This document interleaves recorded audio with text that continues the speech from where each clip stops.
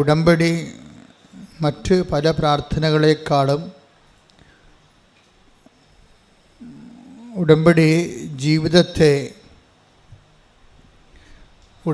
ജീവിതമെന്ന് പറഞ്ഞൊരു പുതിയ ജീവിതം ആൾക്കാർ ആരംഭിച്ചിരിക്കുകയാണ്.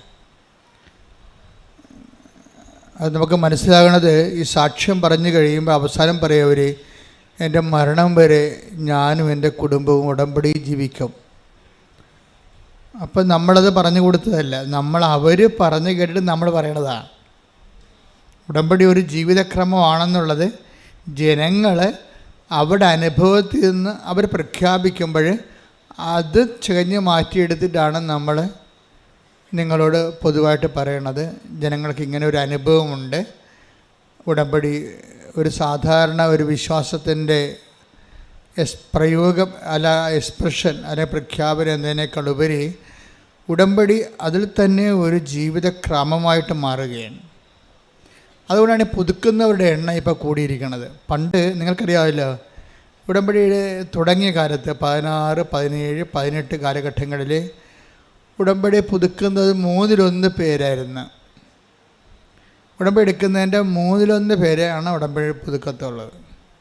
അന്ന് 90 ദിവസത്തേക്ക് വേണ്ടി മാത്രമുള്ള ഒരു പ്രത്യേകമായ ഒരു പ്രത്യേക വിഷയബന്ധിയായ ഒരു പ്രാർത്ഥനയായിരുന്നു. ജോലിയില്ല, വീടില്ല, വിവാഹം നടക്കണില്ല, വിഷയം. ഉടമ്പടി തുടക്കുന്ന കാലത്ത് 16 തുടങ്ങി 17, 18, 19, 20, പിന്നെ കോവിഡ് കാലം 20 വരുമ്പോൾ കോവിഡാവും. അതുവരെ ഇങ്ങനെ ഉടമ്പടി ഒരു വിഷയബന്ധിയാണ് നിന്നത്. അതുകൊണ്ട് ആൾക്കാർ ഒരു 90 ദിവസം ആകുമ്പോൾ വിഷയബന്ധിയായുള്ള ആൾക്കാർ അത് സ്റ്റോപ്പ് ചെയ്യും. ഞങ്ങളുമുണ്ട് വിഷയബന്ധിക്കാരെ, പിന്നെ നിങ്ങൾ കണ്ടിന്യൂ ചെയ്യണമെന്ന് ഞങ്ങളും പറയത്തില്ല. കാര്യം വിഷയബന്ധിക്കാരെ കണ്ടിന്യൂ ചെയ്തിട്ട് കാര്യമില്ല. അതുകൊണ്ടാണ് ഉടമ്പടി. പക്ഷേ പിന്നീട് നമ്മൾ പറയാതെ തന്നെ ഇപ്പോഴെങ്ങനെ വെച്ച് കഴിഞ്ഞാൽ, ഇപ്പോൾ ഉദാഹരണത്തിന് ഒക്ടോബർ 2-ാം തീയതി ഉടമ്പടി പുതുക്കിയവർ എത്രയാണെന്ന് അറിയാമോ? ഒരു ദിവസം 1443 പേരാണ് ഉടമ്പടി പുതുക്കിയത്. അപ്പോൾ നോക്കിയേ, അപ്പോൾ എന്ത് വ്യത്യാസം വരുന്നു നോക്കിയേ. 1443 പേര് ഒരു ദിവസം ഉടമ്പടി പുതുക്കുകയാണ്. അപ്പോഴിപ്പോൾ എന്താ സംഭവിച്ചിരിക്കണമെന്ന് ചോദിച്ചു കഴിഞ്ഞാൽ, ആൾക്കാർ ഉടമ്പടി ജീവിക്കാൻ തുടങ്ങിയപ്പോൾ ഈ ജീവിതത്തിൻ്റെ ഒരു പ്രൊട്ടക്ഷൻ ഭയങ്കരമാണ്, സംരക്ഷണം. അവർക്ക് ആരോ തങ്ങളുടെ കൂടെയുണ്ട്, തങ്ങളുടെ കാര്യങ്ങൾ അന്വേഷിക്കാനും തങ്ങളെ നയിക്കാനും. അമ്മയുടെ കൃത്യമായ സാന്നിധ്യം അവരനുഭവിച്ചിട്ട് ഉടമ്പടി നിലനിൽക്കുന്നതാണ് നല്ലത് എന്ന് തോന്നണം. പിന്നെ മുമ്പത്തേക്കാൾ സന്തോഷം, കുടുംബത്തിലൊക്കെ വിശുദ്ധീകരണം, വചന വായനയൊക്കെ ഉള്ളത് കാരണം നല്ല ആധ്യാത്മികമായ പരിസരം, തിന്മയിൽ വീഴാതിരിക്കാനുള്ള ഒരു സംരക്ഷണം, ആകപ്പാടെ വല്ലാത്ത ഒരു ദൈവമായ അഭിഷേകത്തിൻ്റെ ഒരു കാലം. അപ്പം അതുകൊണ്ടാണ് ആൾക്കാർ സാക്ഷ്യം പറയുമ്പോഴും നമ്മളാരും പറഞ്ഞിട്ടില്ല, അവർ തന്നെത്താൻ പറഞ്ഞാണ് ഞാനും എൻ്റെ കുടുംബവും മരണം വരെ ഉടമ്പടി നിലനിൽക്കുമെന്ന്. കാര്യത്തിൽ ഉടമ്പടിയുടെ ഒരു സംരക്ഷണവും, അതുപോലെ തന്നെ ഏത് മേഖലയിൽ ചെന്നാലും ഏത് നമുക്ക് സഹായിക്കാൻ പറ്റാത്ത സ്ഥലത്ത് ചെന്നാലും ദൈവത്തിൻ്റെ ഒരു ഇടപെടൽ നമുക്ക് വ്യക്തമാവും. അവിടെ നമുക്ക് ചിലവൊന്നുമില്ല. ആകപ്പാടുള്ള ചിലവെന്ന് പറയണത്, ഉടമ്പടി നമുക്കുള്ള ഒരു ചിലവെന്ന് പറഞ്ഞാൽ എന്താ, വളരെ സൂക്ഷ്മതയുള്ള ഒരു ചിലവെന്ന് പറഞ്ഞാൽ ഞാൻ നോക്കിയിട്ട് വിശ്വസ്തതയിൽ വെള്ളം ചേരുന്നുണ്ടോ അത് മാത്രം നോക്കിയാൽ മതി, വേറെ ഒന്നുമില്ല. സിമ്പിളാണ്. മൊത്തം ഉടമ്പടി നമ്മൾ പഠിക്കുമ്പോഴും ആൾക്കാരെ എല്ലാ ദിവസവും ഞാൻ കാണുമ്പോഴും എനിക്ക് മനസ്സിലാകണത് ഉടമ്പടി സിമ്പിളായിട്ട് കൈകാര്യം ചെയ്യാം. നമ്മൾ ശ്രദ്ധിക്കേണ്ട ഒരു പോയിൻ്റേ ഉള്ളൂ ഉടമ്പടിയിൽ ശ്രദ്ധിക്കേണ്ട. എന്താണ്? വിശ്വസ്തതയിൽ വെള്ളം ചേർക്കുന്നുണ്ടോ എന്ന് നോക്കിയാൽ മതി. കാര്യം ഇത് കോവനൻ്റ് ആയത് കാരണം, ഉടമ്പടി ആയ കാരണം നമുക്ക് വേണ്ടത് വിശ്വാസത്തെക്കാൾ ഉപരി എന്താണ്? പെർസ്വയറിങ് ഫെയ്ത്താണ് വേണ്ടത്. ഫെയ്ത്ത്, നമ്മൾ സാധാരണ മനുഷ്യർക്ക് ഫെയ്ത്ത് മതി. ഉടമ്പടിയിൽ വേണ്ടത് പെർസ്വേറിങ് ഫെയ്ത്താണ്. എന്ന് വെച്ച് കഴിഞ്ഞാൽ ഇങ്ങനെ പിന്തുടർന്ന് നിലനിൽക്കുന്ന ഫെയ്ത്താണ്. എൻഡ്യൂറിങ് ഫെയ്ത്ത് എന്ന് എന്ത് വേണമെങ്കിൽ പറയാം. അതായത് നിലനിൽക്കുന്ന ഒരു വിശ്വാസം. വിശ്വാസത്തിനൊരു കുഴപ്പമുള്ളത് വെച്ച് കഴിഞ്ഞാൽ അല്പവിശ്വാസം ഒന്ന് ഈശോ ഒരുതരം ബ്രാൻഡ് ചെയ്തിട്ടുണ്ട്. ചില വിശ്വാസം ഈശോ വന്നപ്പോഴാണ് ബ്രാൻഡിങ് ഭയങ്കരമായത്. പണ്ട് എല്ലാം വിശ്വാസമാണെന്ന് പറഞ്ഞ ആൾക്കാർ ഇരിക്കുകയായിരുന്നു. യഹൂദന്മാർക്ക് അങ്ങനെ ഒരു ധാരണയായിരുന്നു, വിശ്വാസം എല്ലാം വിശ്വാസമാണെന്ന്. ഈശോ വന്നപ്പോൾ വിശ്വാസത്തിന് ഗ്രേഡ് ബ്രാൻഡ് ചെയ്ത്, എന്നിട്ട് ഈശോ പറഞ്ഞു, അല്പവിശ്വാസി, നീ സംശയിച്ചത് എന്തിന്? അപ്പോൾ വലിയ അടുത്തുള്ള അരുമ ശിഷ്യനാണ്. അവൻ്റെ കയ്യിൽ നിന്ന് കൈവിട്ടു പോയി. ഒരു നിമിഷം അവൻ സംശയിച്ചു പോയി. അപ്പോൾ ഉടനെ അടുത്ത് നിൽക്കുന്നത് ആരാണ് എന്ന് മറന്നുപോയി. ക്രിസ്തുവിനേക്കാളുപരി കടലിനെ കണ്ട് അവൻ പേടിച്ചു പോയി. അപ്പോൾ ക്രിസ്തു നിൽക്കുന്ന കാര്യം മറന്നിട്ട് അവൻ്റെ അനുഭവം കാരണം അവൻ പെട്ടെന്ന് സംശയിച്ചു പോയപ്പോൾ അവൻ താഴേക്ക് പോയി. അപ്പോഴാണ് കൈ നീട്ടിക്കൊണ്ട് കർത്താവ് പറയുന്നത്, അല്പവിശ്വാസി. That means short time faith. Short time faith എന്ന് വെച്ച് കഴിഞ്ഞാൽ ആൾക്കാരുടെ കൂട്ടത്തിലുള്ള ഒരു ബ്രാൻഡഡ് ഫെയ്ത്താണ് ഷോർട്ട് ടൈം ഫെയ്ത്ത്. എന്ന് വെച്ച് കഴിഞ്ഞാൽ കുറച്ച് കാലത്തേക്ക് വിശ്വസിക്കുന്നു, വചനത്തെ പ്രതി ക്ലേശവും സങ്കടങ്ങളും ഉണ്ടാകുമ്പോൾ അവൻ വിട്ടുപോകുന്നു. Take the word of God. അതായത് 13:21 വചനം കേട്ടിട്ട് ഉടനെ സസന്തോഷം സ്വീകരിക്കുകയും തന്നിൽ വേരില്ലാത്തതിനാൽ അല്പനേരം മാത്രം നിലനിന്നിട്ട് വചനത്തെ പ്രതി ക്ലേശവും പീഡയും ഉണ്ടാകുമ്പോൾ തൽക്ഷണം വീണു പോവുകയും ചെയ്യുന്നവനാണ് പാറമേൽ വീണ വിത്ത്. ഇതാണ് അല്പനേരം. എന്താണ് അല്പവിശ്വാസി എന്ന് വെച്ച് കഴിഞ്ഞാൽ ഇത് കണക്ട് ചെയ്യണത് പത്രോസിൻ്റെ കടലിൽ മുങ്ങിത്താഴുന്നതുമായിട്ട് ബന്ധപ്പെട്ടതാണ്. കാര്യം ഈശോ എന്താ പറഞ്ഞത്? പ്രഭു, പത്രോസ് പറഞ്ഞു കടലിലെ മീതെ ഈശോയെ കണ്ടപ്പോൾ പത്രോസ് പറഞ്ഞു, പ്രഭു അങ്ങാണെങ്കിലേ എന്നെ കൂടി അങ്ങയുടെ അടുക്കിലേക്ക് വരാൻ അനുവദിക്കുവിൻ. അപ്പോൾ ഈശോ എന്താ പറഞ്ഞു? വരൂ എന്ന് പറഞ്ഞു. അതാണ് വചനം. അപ്പോൾ ആ വരൂ എന്ന് പറഞ്ഞ വചനത്തിലാണ് വിശ്വസിക്കേണ്ടത്. അതിന് പക്ഷേ പത്രോസിന് ആ വരൂ എന്ന വചനം മറന്നുപോയി. പക്ഷെ വചനത്തെ പ്രതി അതിനെ ഈ വരൂ എന്ന് പറഞ്ഞിട്ട് കാര്യമില്ല, അതിനെ പ്രതിയുള്ള കുറച്ച് ക്ലേശങ്ങളുണ്ട്. ആ വരൂ എന്ന് പറഞ്ഞാൽ എളുപ്പമല്ല. Take the bird. പത്രോസ് അവനോട് പറഞ്ഞു, കർത്താവേ അങ്ങാണെങ്കിൽ ഞാൻ ജലത്തിനു മീതെ കൂടി അങ്ങയുടെ അടുത്തേക്ക് വരാൻ കൽപ്പിക്കുക. വരൂ അവൻ പറഞ്ഞു. അപ്പൊ വരൂ എന്നാണ് അവൻ പറഞ്ഞിരിക്കുന്നത്. പക്ഷെ വരൂ എന്ന് പറഞ്ഞാൽ പിന്നെ ചെല്ലേണ്ട കാര്യം ആരുടേതാണ്? നമ്മുടേതാണ്. അതത്ര ഈസി അല്ല. വരുമെന്ന് പറയുമ്പോൾ ആദ്യത്തെ ഉണ്ടാകുന്ന ചിരിയും സന്തോഷവും ആവേശമൊക്കെ കുറച്ച് കഴിയുമ്പോൾ മാഞ്ഞു പോകും.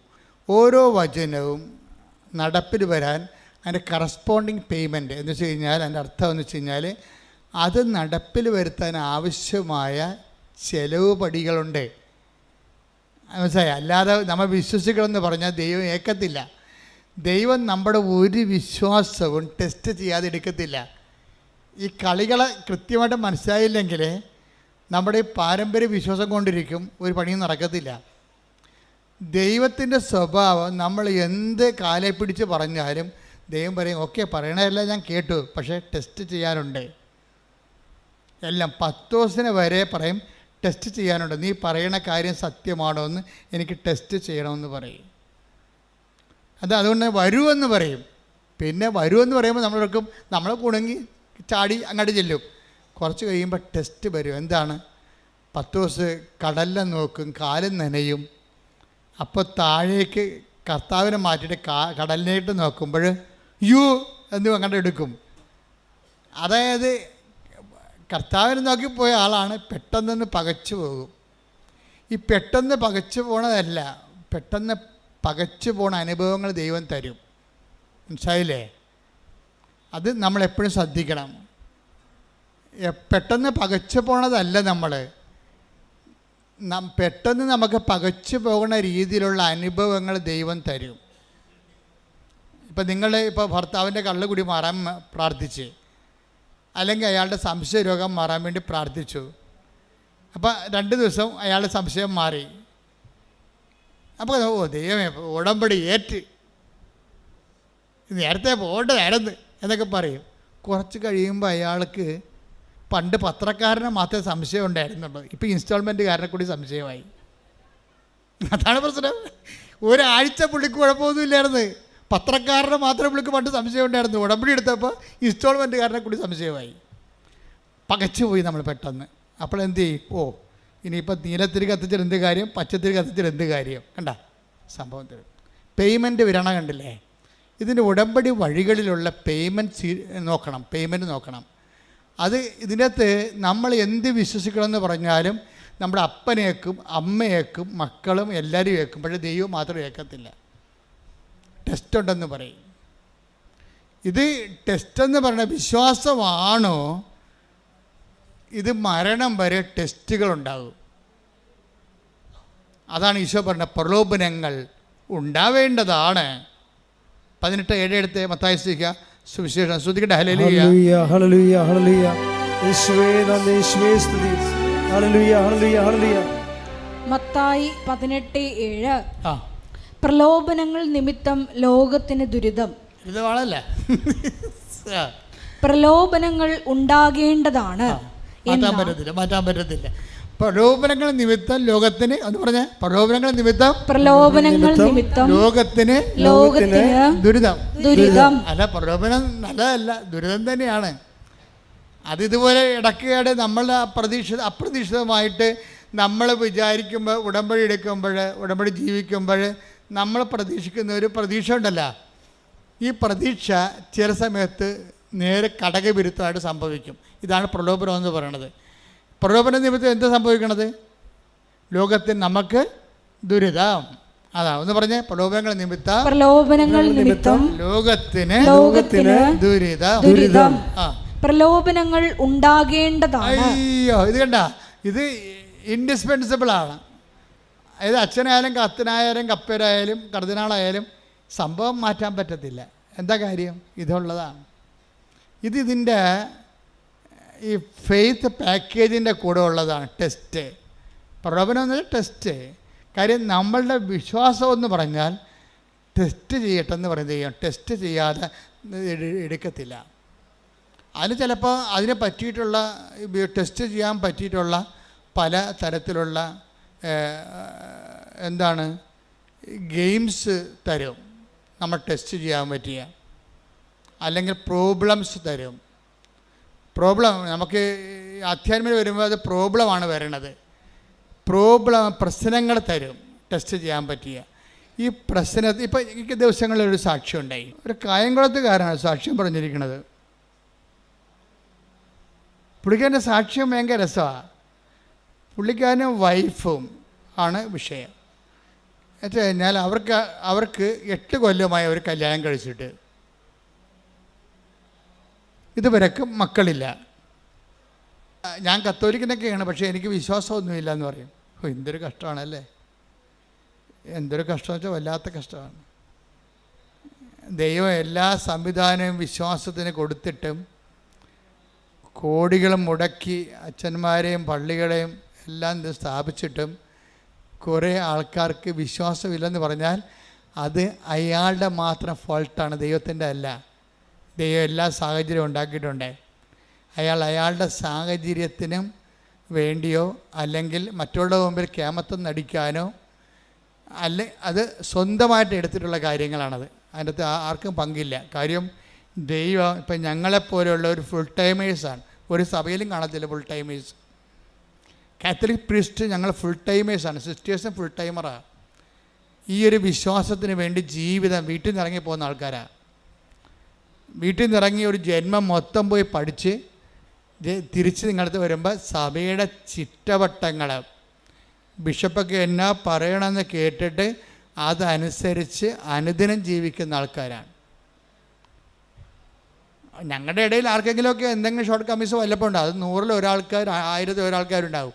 അത് കുറച്ച് കഴിയുമ്പോൾ അവർ തിരുത്തും. അത് മനുഷ്യന്മാരായ ചിലപ്പോൾ തെറ്റൊക്കെ വരും, അതൊക്കെ തിരുത്തും. പക്ഷേ എന്നാലും ആ ലൈഫ് കമ്മിറ്റ്മെൻ്റ് എന്ന് പറയുന്നത് നിങ്ങൾക്കറിയാമല്ലോ, ഒരു സ്ഥലത്ത് ഒരു ജീവിത രീതി ഒരാഴ്ച ഒരു മാസം നമ്മൾ അനുവർത്തിക്കുമ്പോൾ തന്നെ മനസ്സിലാവും എന്ത് പാടാണെന്ന്.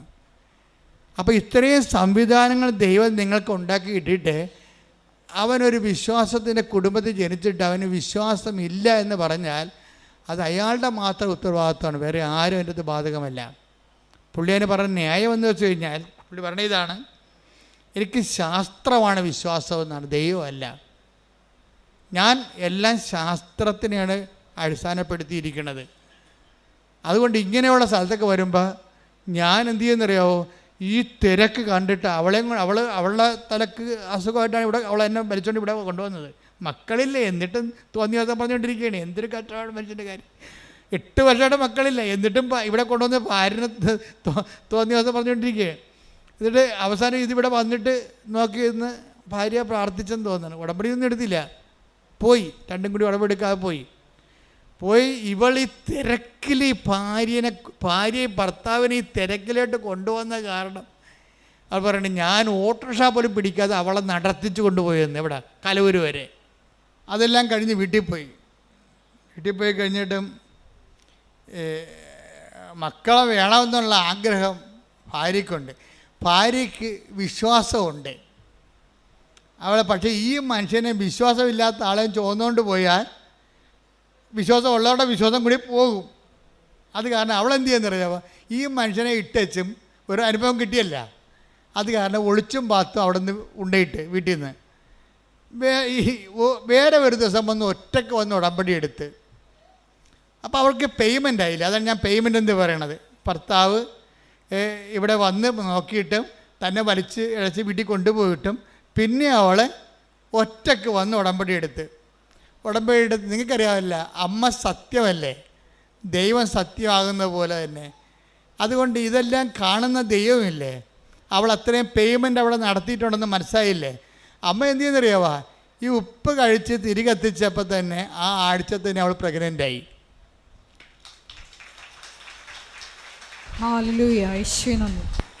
ആഴ്ച പ്രഗ്നൻ്റായി. അപ്പം ഭർത്താവിന് വിശ്വാസമായി. കാര്യം എന്താണ്, ഇയാൾ ശാസ്ത്രം പറഞ്ഞിരുന്നിട്ട് IVF-ഉം പല പരിപാടിയൊക്കെ ചെയ്തില്ല അങ്ങേര്, എന്നിട്ട് ഒന്നും നടന്നില്ലല്ലോ. അവസാനം ഇവിടെ അമ്മയുടെ അടുത്ത് വന്നപ്പോൾ ഒറ്റ വരവിന് ഒരാഴ്ച കൊണ്ട് തന്നെ അവൾ പ്രഗ്നൻ്റായി. ആ കുട്ടിയെ കിട്ടിയപ്പോൾ തന്നെ അയാൾക്ക് ഭയങ്കര സന്തോഷമായി. കാര്യം അയാളുടെ ശാസ്ത്രം അവിടെ പരാജയപ്പെട്ട കാരണം അയാൾ വിശ്വാസത്തിലേക്ക് വന്ന്. പിന്നെ എന്താ വെച്ച് കഴിഞ്ഞാൽ, പിന്നെ ആദ്യത്തെ കുഞ്ഞ് ജനിച്ച് കഴിഞ്ഞപ്പോൾ തന്നെ രണ്ടാമത്തെ കുഞ്ഞും ജനിച്ച്. അപ്പം അതിന് മറ്റേത് മുല കൂടി മാറിയില്ലെങ്കിൽ പോലും അവർ അഡ്ജസ്റ്റ് ചെയ്ത് രണ്ടാമത്തെ കുഞ്ഞിനെയും കൂടി എടുത്ത്. അമ്മയുടെ ഒരു വിഷയം എന്ന് വെച്ച് കഴിഞ്ഞാൽ, അതായത് രണ്ടാമത്തെ കുഞ്ഞിനെയും കൂടി കിട്ടിക്കഴിഞ്ഞപ്പോൾ 8 കൊല്ലമായിട്ട് കുഞ്ഞില്ലാത്ത ആൾക്കാരാണേ. ഒരു പിക്ചർ മാറുന്ന മാറ്റം കണ്ടില്ലേ, ഉടമ്പടിയിലൂടെ പിക്ചർ മാറുന്ന മാറ്റം കണ്ടില്ലേ. അതായത് ഈ രണ്ടാമത്തെ കുഞ്ഞിനെയും കിട്ടിക്കഴിഞ്ഞപ്പോൾ മൂന്നാമത്തെ കുഞ്ഞിനെയും പ്രഗ്നൻ്റായി. അതോടുകൂടി ആ ചേടത്തിയുടെ പടം കൊഴിഞ്ഞ്. നമ്മൾ വിശ്വാസികളെന്ന് പറയുന്ന ആൾക്കാർ പക്ഷേ ദൈവം അംഗീകരിക്കത്തില്ല. അതാണ് പ്രശ്നം, ദൈവം അംഗീകരിക്കത്തില്ല. ഇപ്പം എന്ത് ചെയ്ത്, അവൾക്ക് ഈ കുഞ്ഞിനെ മൂന്നാമത്തെ കുഞ്ഞിനെ കൊല്ലണം. കണ്ടാ എങ്ങനെയുണ്ട് പരിപാടി. പണ്ടൊരു കുഞ്ഞിന് വേണ്ടി തെണ്ടി നടന്നതാണ്. ഇപ്പം മൂന്നാമത്തെ കുഞ്ഞിനെ കണ്ടപ്പോൾ ഭർത്താവിൻ്റെ അടുത്ത് വന്ന് രാത്രിയും പകലും ഇവൾ നിലവിളിക്കുകയാണ്. എന്തിനാണ്, നമുക്കിതിനെ അബോർട്ട് ചെയ്ത് കളയാം, നമുക്കിതിനെ അബോർട്ട് ചെയ്ത് കളയാം. എന്താണ്ട് കാര്യം, ഒരു കുഞ്ഞിനെ എങ്ങനെയാണ് കൊല്ലണേടി, നീ എന്താ ഇങ്ങനെ പറയണത്. അപ്പോൾ അയാൾക്ക് വിശ്വാസം ഇല്ലെന്ന് പറഞ്ഞെങ്കിലും ഇപ്പം വിശ്വാസം കിട്ടിയപ്പോൾ അയാൾക്ക് സത്യസന്ധമായ വിശ്വാസം കിട്ടി. അയാൾ പറയണത് കൊലപാതകമല്ലേ ഇവൾ പറയണത്. വെച്ചാൽ നമുക്ക് എന്തെങ്കിലും കിട്ടുമ്പോൾ നമുക്കൊരാശ്വാസം സന്തോഷം ഉണ്ടാകുമ്പോൾ വിശ്വാസമുണ്ട്. ആ വിശ്വാസത്തിന് വേണ്ടി നമ്മൾ വില കൊടുക്കേണ്ടി വരികയാണെങ്കിൽ, അയ്യോ എൻ്റെ 5 പൈസ ഇല്ലെന്ന് പറയും, ഞാൻ ചെയ്യത്തില്ല, നമുക്ക് വേണ്ടെന്ന് പറയും. കണ്ട, ഇത് ഇങ്ങനെയൊക്കെയുള്ള കള്ള വിശ്വാസങ്ങൾ ആൾക്കാർക്കുണ്ട്. അതാണ് വിശ്വാസത്തിൻ്റെ ഗ്രേഡ് തിരിക്കണതിൻ്റെ കാര്യം. വലിയ വിശ്വാസം, ചെറിയ വിശ്വാസം എന്നൊക്കെ ഈശോ പറയത്തില്ലേ. അതിൻ്റെ കാര്യം അല്പവിശ്വാസമുണ്ട്, ചെറിയ വിശ്വാസമുണ്ട്, വലിയ വിശ്വാസമുണ്ട്. അപ്പോൾ ഈ വിശ്വാസത്തിന് പേയ്മെൻറ്റ് കൊടുക്കണ അനുസരിച്ചാണ് വിശ്വാസം വലുതാകണത്. ദൈവം എപ്പോഴും നോക്കണത് വലിയ വിശ്വാസം എന്നാണ് പറയണതെന്നുണ്ടെങ്കിലും അതെന്താ ട്രൂ ഫെയ്ത്ത് എന്നാണ് ഉദ്ദേശിക്കുന്നത്. സത്യവിശ്വാസം എന്ന് വെച്ചാൽ ടെസ്റ്റഡ് ഫെയ്ത്താണ് സത്യവിശ്വാസം. അതിന് കള്ളൻ അല്ല. ഇപ്പം ഇവൾക്ക് വിശ്വാസം ഒരു ടെസ്റ്റ് കൊടുത്തിരിക്കുകയാണ്. ഇവൾ എന്തുകൊണ്ടാണ് രാത്രിയും പകലും ഉറക്കവുമില്ല, ഊണുമില്ല? ഇവൾക്ക് ഡിപ്രഷനായി. പ്രഗ്നൻ്റുമാണ്, ഇവൾ ഡിപ്രഷനുമാണ്. ഇവളെ കൊണ്ട് സൈക്കാട്രി കാണിക്കേണ്ടി വന്ന അവസാനം. ഭർത്താവിനാണെങ്കിൽ കുഞ്ഞിനെ കൊല്ലാൻ താല്പര്യമില്ല, ഇവളാണെങ്കിൽ കുഞ്ഞിനെ കൊന്നേ മതിയാകത്തുള്ളൂ. എന്നാടി കാര്യം എന്ന് പറയുമ്പം ആൾക്കാരൊക്കെ കളിയാക്കണം എന്നാണ് കാര്യം. കണ്ട നോക്കിയേ. അപ്പോൾ ദൈവം അവിടെ ഇല്ല. ഇപ്പം ആരാ വന്നിരിക്കുന്നത്? ദൈവമായിട്ട് ആൾക്കാർ വന്നിരിക്കുകയാണ്. ഈ സായിപ്പിനെ കാണുമ്പോൾ കവാത്ത മറക്കുകയും ചെയ്യുന്ന പരിപാടി നമ്മുടെ കയ്യിലുണ്ടെന്ന് ഈശോയ്ക്ക് അറിയാം. അതുകൊണ്ട് ടെസ്റ്റ് ചെയ്യണ പലപ്പോഴും ഒരു സൊസൈറ്റീനെ വെച്ചുകൊണ്ടാണ് ടെസ്റ്റ് ചെയ്യത്തുള്ളത്. രഹസ്യമായിട്ടുള്ള പരിപാടിയൊന്നുമില്ല. രഹസ്യത്തിൽ അനുഗ്രഹം അടിച്ചു മാറ്റിയിട്ട് സാക്ഷ്യം പറയാൻ പോകാമെന്ന് പറഞ്ഞിരിക്കല് പോതില്ല. ഓന്തോടിയ വെയിൽ വരെ, ചെമ്മീൻ ചാടിയ ചട്ടി വരെ നീ തിരിച്ചു വരേണ്ടി വരും. ദൈവത്തിനെ പറ്റിച്ചിട്ട് അനുഗ്രഹം അടിച്ചു മാറ്റിയിട്ട് ആരോടും അറിയാതെ തൻ്റെ കേമത്വമാണെന്ന് പറഞ്ഞുകൊണ്ടിരുന്ന എൻ്റെ പൊന്നു മകനെ മകളെ, ഇവിടെ തന്നെ നീ വരേണ്ടി വരും. വന്നു കഴിഞ്ഞാൽ ഒറ്റ നടക്കി സംഭവം പോകത്തില്ല. എന്താ കാര്യം? നീ ഫ്രോഡാണെന്ന് ദൈവത്തിന് ആദ്യമേ മനസ്സിലായതാണ്. ഒരിക്കൽ നമ്മളോർക്കുക, നിങ്ങൾക്ക് ഭർത്താവിനെ പറ്റിക്കുക, നാട്ടുകാരെ പറ്റിക്കുക, അയൽവാസികളെ പറ്റിക്കുക. ദൈവത്തിനെ പറ്റിച്ചാൽ ആ പാട് അവിടെ കിടക്കും. ഈ ഗർഭിണികളൊക്കെ 9-ാം മാസം 6-ാം മാസം ആകുമ്പോഴൊക്കെ മൂത്ത പിള്ളേരുണ്ടെങ്കിൽ അമ്മൂമ്മ പറയത്തില്ലേ, എടി കുഞ്ഞ് അമ്മയുടെ ചെല്ലല്ല, എന്താ ഈ കൊച്ചിന് അകം കൊണ്ട് വയറായിട്ട് വല്ല മാന്തിയിട്ടുണ്ടെങ്കിൽ ആ ഗർഭിണിയുടെ വയറിൻ്റെ കൊച്ചു മാന്തി നഖത്തിൻ്റെ പാട് അങ്ങനെ തന്നെ മരണം വരെ കിടക്കും. എന്താണ്? ശരീരം ലൂസ് ചെയ്തിരിക്കണല്ലേ. ശരീരം ഇളമക്കൊണ്ടിരിക്കുന്ന സമയത്ത് നമ്മളൊരു പാടിട്ടാൽ മതി, അവിടെ കിടക്കും അത്. അതുപോലെ തന്നെ ദൈവത്തിനായിട്ടൊരു പണി കൊടുത്താൽ ആ പാടങ്ങനെ കിടക്കും.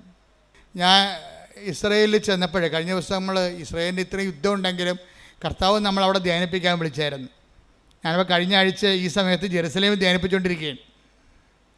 അപ്പം ജെറുസലേമിൽ ഞാൻ ചെല്ലുമ്പോൾ തന്നെ മലയാളികൾ എത്രയോ 100 കണക്കിന് മലയാളികളാണ് വരുന്നത്.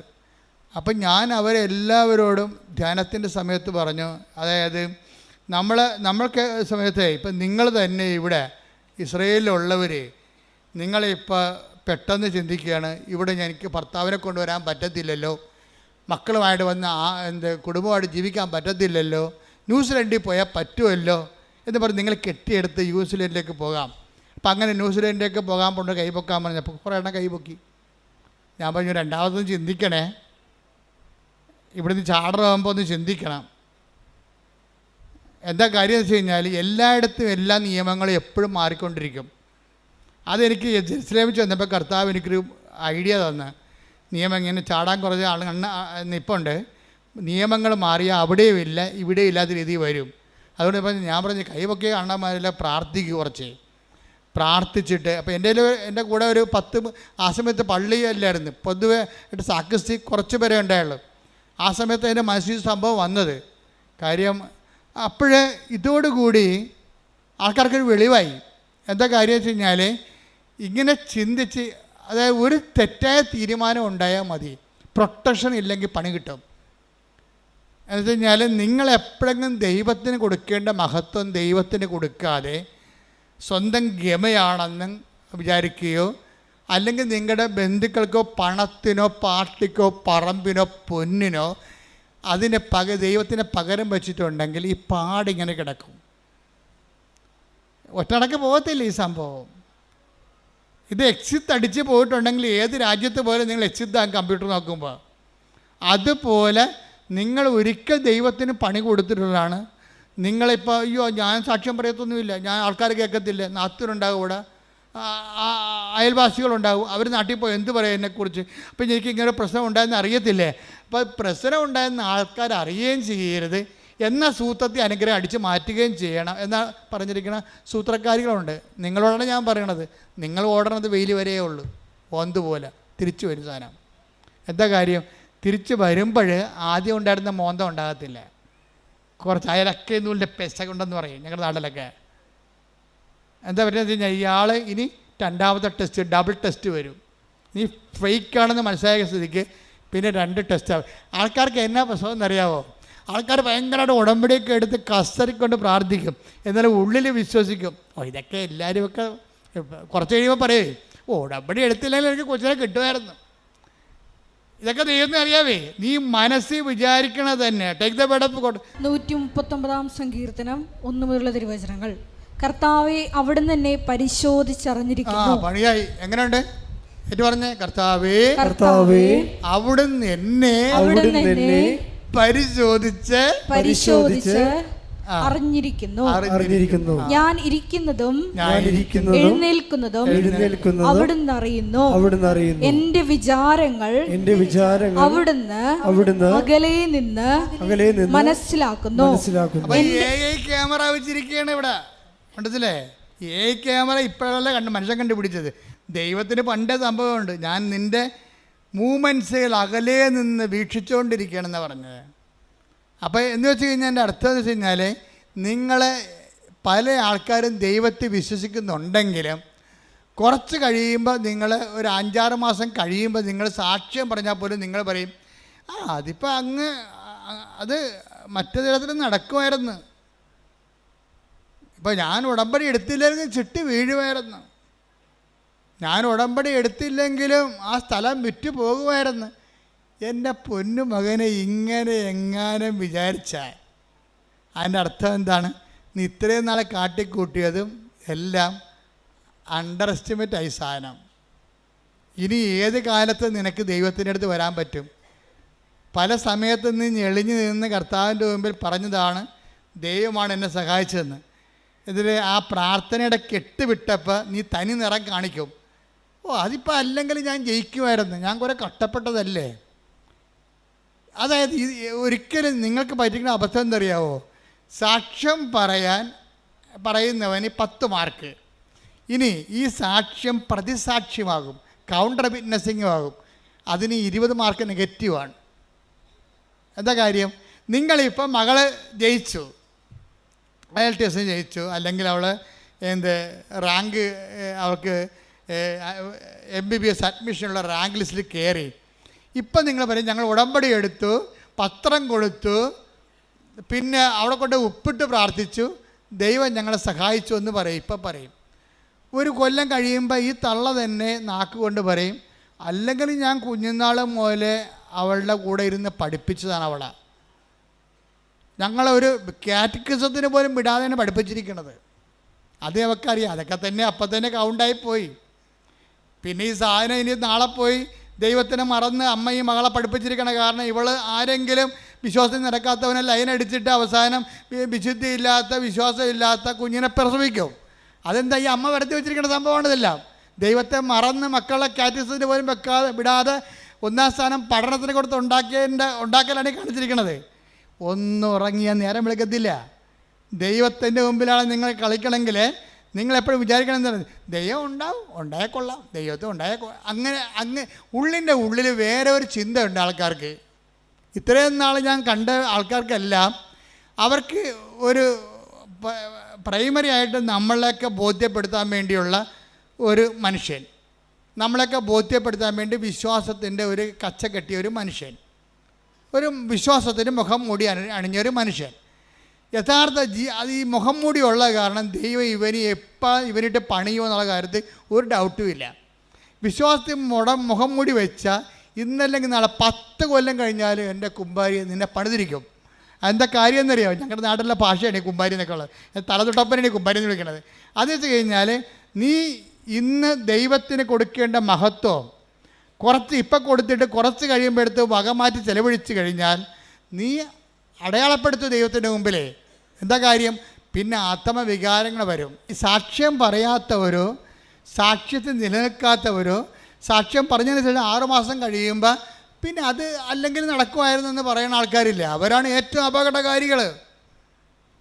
സാക്ഷ്യമെല്ലാം പറഞ്ഞു ഉറപ്പിച്ചതിന് ശേഷം 6 മാസം കഴിയുമ്പോൾ തന്നെത്താൻ ചിന്തിരിക്കുകയാണ്, അല്ലെങ്കിലും ആ സ്ഥലം വിറ്റ് മാറുമായിരുന്നു. അവിടെ ബസ് സ്റ്റാൻഡ് വന്നതൊന്നും നമ്മളറിഞ്ഞില്ലല്ലോ, റിയൽ എസ്റ്റേറ്റുകാർ അറിഞ്ഞ്. അപ്പോൾ അതുകൊണ്ട് ബസ് സ്റ്റാൻഡ് വന്ന കാരണം സ്ഥലത്തിന് വില കൂടണ കാരണം നമ്മുടെ സ്ഥലം നേരത്തെ അറിയാത്ത നമ്മുടെ കയ്യിൽ നിന്ന് അടിച്ചു മാറ്റിയതായിരുന്നു. ആ സ്ഥലം ഇന്ന് നമ്മുടെ കയ്യിൽ ഉണ്ടായിരുന്നെങ്കിൽ എത്ര ലക്ഷം രൂപ കിട്ടിയാലും അപ്പോൾ എന്ത് വരും? അന്ന് നിനക്ക് ജപ്തി നടപടിയിൽ നിന്ന് രക്ഷിച്ച ദൈവം ഇപ്പം ഞൊട്ടേണ്ടി വരണം. എന്താ കാര്യം? ദൈവം നിന്നോട് എന്താ അപരാധം ചെയ്ത പോലെയാണ് ഇപ്പം നീ പറയണത്. ആ സ്ഥലം വിറ്റുപോയത് ഇപ്പോൾ 6 മാസം ഇപ്പോഴാണ് ബസ് സ്റ്റാൻഡ് വന്നത്. നമുക്ക് ഈ ബസ് സ്റ്റാൻഡ് വന്ന കാര്യം പണ്ടേ റിയൽ എസ്റ്റേറ്റുകാർക്ക് അറിയാമായിരുന്നു. അതുകൊണ്ടാണ് അവന്മാർ വന്നിട്ട് പറഞ്ഞ വിലക്ക് സ്ഥലം എടുത്തിരിക്കണത്. നമുക്കറിയാൻ പോലെ അതുകൊണ്ട് നമ്മുടെ സ്ഥലം പോയി.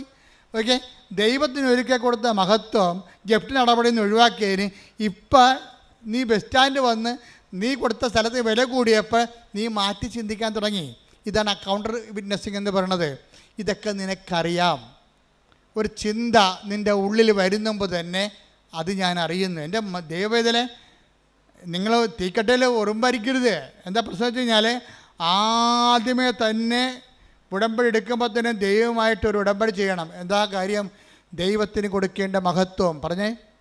ദൈവത്തിന് കൊടുക്കേണ്ട മഹത്വം മനുഷ്യനോ മൃഗങ്ങൾക്കോ കൊടുക്കാതെ എന്റെ മരണം വരെ ദൈവത്തിന് മാത്രമേ കൊടുക്കൂ. അപ്പൊ ഈ മേഖലയിലെ കോളം കൃത്യമായിട്ട് പൂരിപ്പിച്ച പിന്നെ കുറച്ച് ആശ്വാസമായി. എന്താ കാര്യം? ഇനി നമുക്ക് പ്രശ്നമില്ല.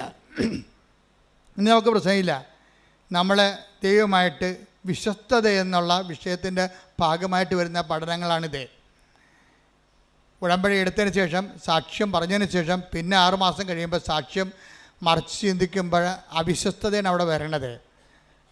അപ്പോൾ അത് വിശ്വസ്തതയിൽ ഉടമ്പടിയുടെ കാര്യത്തിൽ വിശ്വസ്തത മരണം വരെയാണ് വരണത്. അപ്പം അങ്ങനെ വരുമ്പോൾ എന്താ വെച്ച് കഴിഞ്ഞാൽ ദൈവം ഒരാളെ വിശ്വസിച്ച് പോയാൽ അയാളുടെ ക്വാളിറ്റി ആയിരിക്കും അത്. അല്ല ഓരോ അണ്ണന്മാർ വന്ന് അങ്ങോട്ട് ഉന്തുമ്പോൾ അങ്ങോട്ട് പോകും, ഇങ്ങോട്ട് ഉന്തുമ്പോൾ ഇങ്ങോട്ട് വരും, അങ്ങനെ എടുക്കത്തില്ല. അവിടെ ക്വാളിറ്റിയാണ്. അതിപ്പോൾ ഞാൻ അങ്ങനെ ചെയ്തു പോയി, അയാളപ്പം അങ്ങനോട് പറഞ്ഞപ്പോൾ എനിക്ക് അതാണ് സത്യമെന്ന് വിചാരിച്ച് ഞാൻ ഈ ദൈവത്തിനെതിരെ സംസാരിക്കുന്നതിന് വെച്ച് പൊറപ്പിക്കത്തില്ല. നിങ്ങൾ എന്നെക്കുറിച്ച് എന്ത് ചുക്ക് സംസാരിച്ചാൽ എനിക്ക് പ്രശ്നമില്ല. ഞാൻ നിങ്ങൾ മരിച്ചു പോയിട്ട് മണ്ണടിക്കുന്ന ആൾക്കാരാണ്. നിങ്ങൾ എന്നെ അംഗീകരിച്ചുകൊണ്ട് എനിക്ക് എന്നാ കിട്ടാനാണ്? ഒന്നും കിട്ടാനില്ല. പക്ഷേ ഞാൻ കർത്താവിൻ്റെ വചനമാണ് നിങ്ങൾ പറഞ്ഞിട്ടുണ്ടെങ്കിലല്ല ദൈവത്തിൻ്റെ ദിവസം എനിക്കൊരു ഓർമ്മ കിട്ടും. എനിക്കത് മതി. അതുകൊണ്ടാണ് ഞാൻ ഇങ്ങനെ മോശമായിട്ട് സംസാരിക്കണത്. ജനങ്ങളെ വിശുദ്ധീകരിക്കാനും ശക്തീകരിക്കാനും മരണം വരെ ദൈവത്തിൻ്റെ തിരുസന്നിധി കർത്താവിൻ്റെ വിശുദ്ധമായ രക്തത്തെ വീണ്ടെടുക്കപ്പെട്ട ദൈവത്തിൻ്റെ അവകാശമായി നിങ്ങളെ സംരക്ഷിക്കാനുള്ള ബാധ്യതയ്ക്കാണ് ഈ പട്ടം മേടിച്ചിരിക്കുന്നത്. ഞാൻ എന്തെങ്കിലും നിങ്ങൾ പറയണമെന്ന് വെച്ച് കഴിഞ്ഞാൽ ഞാൻ നിങ്ങൾ നിശ്ചയിക്കല് ചെയ്യണത് നിങ്ങൾക്ക് ഉപ്പായിക്കൊണ്ട് നിങ്ങൾ കേടുവരാതെ സൂക്ഷിക്കപ്പെടണമെന്നുണ്ട്. എവിടെ വരെയാണ്? നിത്യതയിൽ ദൈവത്തെ കണ്ടെത്തുന്നവരെ. വാട്ട് സ്പിരിറ്റ് ലീഡ്സ് യു എന്ന് കർത്താവ് ചോദിച്ചത് എന്തുകൊണ്ടാണ്? എന്തരൂപിയാണ് നിങ്ങൾ നയിക്കണതെന്ന്. കർത്താവ് എപ്പോഴും ഇൻസ്പെക്ട് ചെയ്യുന്ന ഒരു ചോദ്യമാണത്. നിങ്ങൾ നയിക്കണ അരൂപി എന്താണെന്ന്. കളിയാക്കുന്നവർ നയിക്കണ അരൂപി എന്താണ്? കളിയാക്കി കേട്ടപ്പോൾ കുഞ്ഞിനെ അബോർഷൻ ചെയ്യാൻ പോകുന്ന ഇവളെ നയിക്കണ അരൂപി എന്താണ്? ദുഷ്ടാരൂപിയാണ് അല്ലെങ്കിൽ ലോകാരൂപിയാണ്. ലോകാരൂപിയിലെ ദുഷ്ടാരൂപിയിലെ ഉടമ്പടി വർക്ക് ചെയ്യത്തില്ല. എന്താ കാര്യം? ഈ ആത്മാവിനെ സ്വീകരിക്കാൻ take the word of God 14:17 ശ്രദ്ധിക്കട്ടെ. ഹല്ലേലൂയ ഹല്ലേലൂയ ഹല്ലേലൂയ ഹല്ലേലൂയ യേശുവേ നന്ദി. ഹല്ലേലൂയ ഹല്ലേലൂയ ഹല്ലേലൂയ. യോഹന്നാൻ 14:17 ഈ സത്യാത്മാവിനെ സ്വീകരിക്കാൻ ലോകത്തിന് സാധിക്കുകയില്ല. ഞൊട്ടി കേട്ടല്ല സംഭവം. എന്താ സംഭവം ഇരിക്കണം ഒന്ന് പറഞ്ഞേ. ഈ സത്യാത്മാവിനെ സ്വീകരിക്കാൻ ലോകത്തിന് പറ്റത്തില്ല. ലോകത്തിന് പറ്റത്തില്ലെന്ന് പറഞ്ഞാൽ എന്താണ്? അമേരിക്കയ്ക്കും ആഫ്രിക്കയ്ക്കും പറ്റത്തില്ല. ലോകാരൂപിയാൽ നയിക്കപ്പെടുന്നവർക്ക് കർത്താവിൻ്റെ പരിശുദ്ധാത്മാവ് സ്വീകരിക്കാൻ പറ്റത്തില്ല. പരിശുദ്ധാത്മാവ് ഉണ്ടെങ്കിൽ അത് സാക്ഷ്യത്തിൻ്റെ ആത്മാവാണ്. കർത്താവിൻ്റെ മനുഷ്യരുടെ മുമ്പിൽ എന്നെ ഏറ്റുപറയുന്നവനെ 10:32 എടുത്ത് 10:32 മനുഷ്യരുടെ മുമ്പിൽ എന്നെ ഏറ്റുപറയുന്നവനെ എന്റെ സ്വർഗ്ഗസ്ഥനായ പിതാവിന്റെ മുമ്പിൽ ഞാനും ഏറ്റുപറയും. അപ്പൊ ഏറ്റുപറയുന്ന ആത്മാവ് എന്താണ്? പരിശുദ്ധാത്മാവാണ്. കർത്താവിൻ്റെ പരിശുദ്ധാത്മാവിന് ഏറ്റുപറയാത്തൊരു ആത്മാവാണ് നിനക്കുള്ളതെങ്കിൽ അത് ലോകത്തിൻ്റെ ആത്മാവാണ്.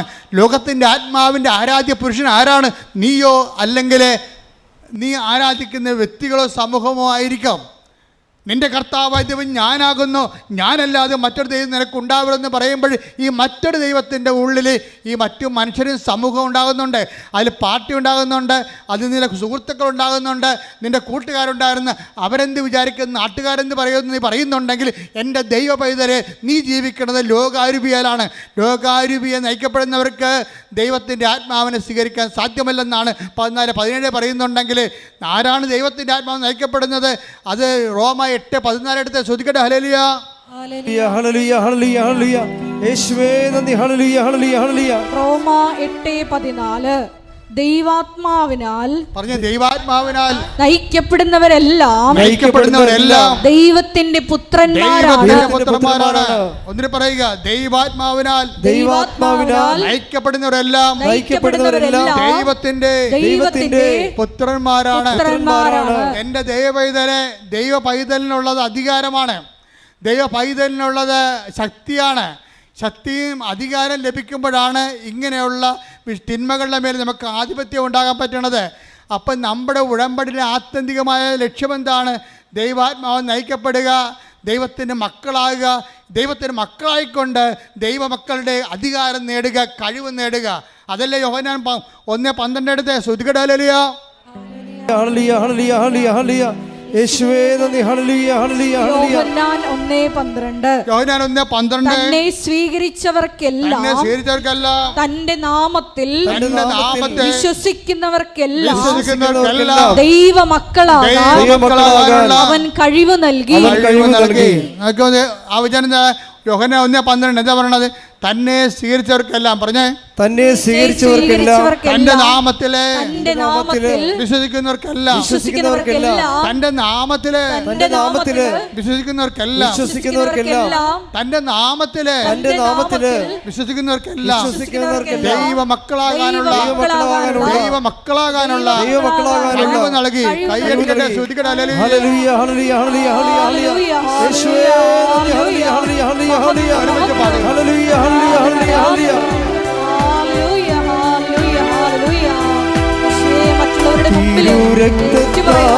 അഭിഷേകം ചെയ്യണേ, അഗ്നിയാൽ പരിശുദ്ധി നൽകണേ. തിരുരക്തത്താൽ അഭിഷേകം ചെയ്യണേ, അഗ്നിയാൽ പരിശുദ്ധി നൽകണേ. ആത്മാവാം ദൈവമേ വരണേ, എന്റെ ഉള്ളിൽ വസിക്കാൻ വരണേ. ആത്മാവാം ദൈവമേ വരണേ, എന്റെ ഉള്ളിൽ വസിക്കാൻ വരണേ. ദാഹിച്ചു നിന്നെ ഞാൻ തേടുന്നു, സ്വർഗം തുറന്നിറങ്ങി നീ വരണേ. ദാഹിച്ചു നിന്നെ ഞാൻ തേടുന്നു, സ്വർഗം തുറന്നിറങ്ങി നീ വരണേ. ആത്മാവാം ദൈവമേ വരണേ, എല്ലാവരും എന്റെ ഉള്ളിൽ വസിക്കാൻ വരണേ. ആത്മാവാം ദൈവമേ വരണേ, എന്റെ ഉള്ളിൽ വസിക്കാൻ വരണേ. ദാഹിച്ചു നിന്നെ ഞാൻ തേടുന്നു, സ്വർഗം തുറന്നിറങ്ങി നീ വരണേ. ദാഹിച്ചു നിന്നെ ഞാൻ തേടുന്നു, സ്വർഗം തുറന്നിറങ്ങി നീ വരണേ. ആത്മാവാം ദൈവമേ വരണേ, എന്റെ ഉള്ളിൽ വസിക്കാൻ വരണേ. ആത്മാവാം ദൈവമേ വരണേ, എന്റെ ഉള്ളിൽ വസിക്കാൻ വരണേ. പരിശുദ്ധ പരമദിവ്യകാരുണ്യത്തിന് എന്നേരവും ആരാധനയും സ്തുതിയും പുകഴ്ചയും ഉണ്ടായിരിക്കട്ടെ. എൻ്റെ ദൈവപൈതലെ, ഇതുപോലെ ഓരോ പ്രോബ്ലങ്ങള് സോൾവ് ചെയ്താണ് നമ്മൾ ദൈവമക്കളുടെ കഴിവ് നേടുന്നത്. മനസ്സിലായില്ലേ? എന്താ പറഞ്ഞിരിക്കണത്? യോഹന്നാൻ 2:12 എന്താ 1:12 എന്താ പറയണത്? തൻ്റെ നാമത്തിൽ പറഞ്ഞേ, തൻ്റെ നാമത്തിൽ വിശ്വസിക്കുന്നവർക്കെല്ലാം ദൈവമക്കളാകാനുള്ള കഴിവ് നൽകി. തൻ്റെ നാമത്തിൽ വിശ്വസിക്കുക എന്ന് പറഞ്ഞാൽ എന്താ അർത്ഥം? നമ്മളെ വിശ്വാസം എന്ന് പറയും. വിശ്വാസം എന്ന് പറഞ്ഞാൽ എന്തെങ്കിലും വിശ്വാസം അല്ലല്ലോ. ദൈവവിശ്വാസം എന്ന് പറഞ്ഞാലും ക്രിസ്തീയ വിശ്വാസത്തിൽ വരുമ്പോൾ ഒറ്റ വിശ്വാസമേ ഉള്ളൂ. ക്രിസ്തീയ വിശ്വാസം എന്ന് പറയുമ്പോൾ റാൻഡമായിട്ട് ഇങ്ങനെ ജനറലായിട്ട് ദൈവത്തിൽ വിശ്വസിക്കണമല്ല. Very particular and personal. അവർ faith is very particular and personal. എന്താണ്? അവർ faith is in the name of Jesus Christ. അവൻ്റെ നാമത്തിലാണ് വിശ്വസിക്കുന്നത്. പറഞ്ഞ് എൻ്റെ വിശ്വാസം അവന്റെ നാമത്തിൽ വിശ്വസിക്കുന്ന എനിക്ക് ദൈവമക്കളാകാനുള്ള കഴിവ് നൽകുന്ന നല്ല പിതാവേ, നന്ദി പറയുന്നു, എനിക്ക് സ്തോത്രം ചെയ്യുന്നു, ആരാധിക്കുന്നു. ശ്രുതികടെ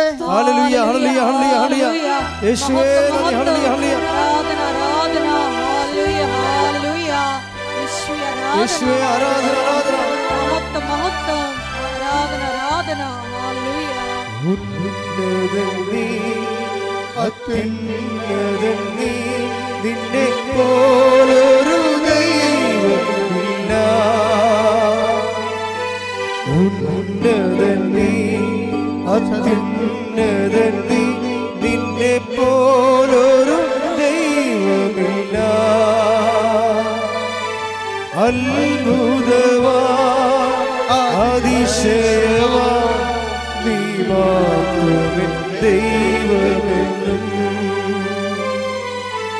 അത്ഭുതവാ അതിശയവാ നീ മാത്രമേ ദൈവമെന്നും. എൻ്റെ ദൈവം ഈ വിഷയത്തിൽ ഒരു ക്ലാരിറ്റി ഉണ്ടാക്കണം നല്ലതാണ്. കൃപാസനം ധ്യാനത്തിൻ്റെ ഒരു പ്രത്യേകത അറിയാം. അത് ലളിതമായിരിക്കും, വ്യക്തമായിരിക്കും വിഷയം. നിങ്ങളോട് എന്താ പറഞ്ഞത്? വിശ്വാസം നിങ്ങൾ ക്ലാരിഫൈ ചെയ്യണം. Clarifying the faith. എന്താ സംഭവം? നമ്മുടെ വിശ്വാസം എവിടെയാണ്? അവൻ്റെ നാമത്തിലാണ്. ആരുടെ നാമത്തിലാണ്? യേശുവിൻ്റെ നാമത്തിലാണ് വിശ്വസിക്കണം. ഈ യേശുവിൻ്റെ നാമത്തിലുള്ള വിശ്വാസം എന്തുകൊണ്ടാണ് നമ്മൾ അവൻ്റെ നാമത്തിൽ വിശ്വസിക്കണം? എന്താ കാര്യം? അവൻ്റെ നാമത്തിൽ, വേറെ എന്തെങ്കിലും നാമത്തിൽ വിശ്വസിക്കാൻ പാടില്ലേ? എല്ലാ മതങ്ങളും ഓരോ വഴികളാണെന്നല്ലേ പറയണത്. വേറെ ഏതെങ്കിലും നാമത്തിൽ വിശ്വസിക്കാൻ പാടില്ലേ? പറ്റത്തില്ല. എന്താ കാര്യം? അവൻ മാത്രമാണ് നിൻ്റെ പാപത്തിന് പരിഹാരം ചെയ്തത്. അതാ വിഷയം. അവൻ്റെ നാമത്തിൽ അവൻ പ്രകൃത്യ ദൈവമായിരിക്കവേ, പറഞ്ഞേ, അവൻ പ്രകൃത്യ ദൈവമായിരിക്കവേ ദൈവത്തോടുള്ള സമാനത മുറുകെ പിടിക്കേണ്ട കാര്യമായി പരിഗണിക്കാതെ തന്നെ തന്നെ താഴ്ത്തി മരണത്തോളം കുരിശു മരണത്തോളം തന്നെ തന്നെ താഴ്ത്തി. അതിനാൽ ദൈവം അവനെ അത്യധികം ഉയർത്തി എല്ലാ നാമങ്ങളെക്കാൾ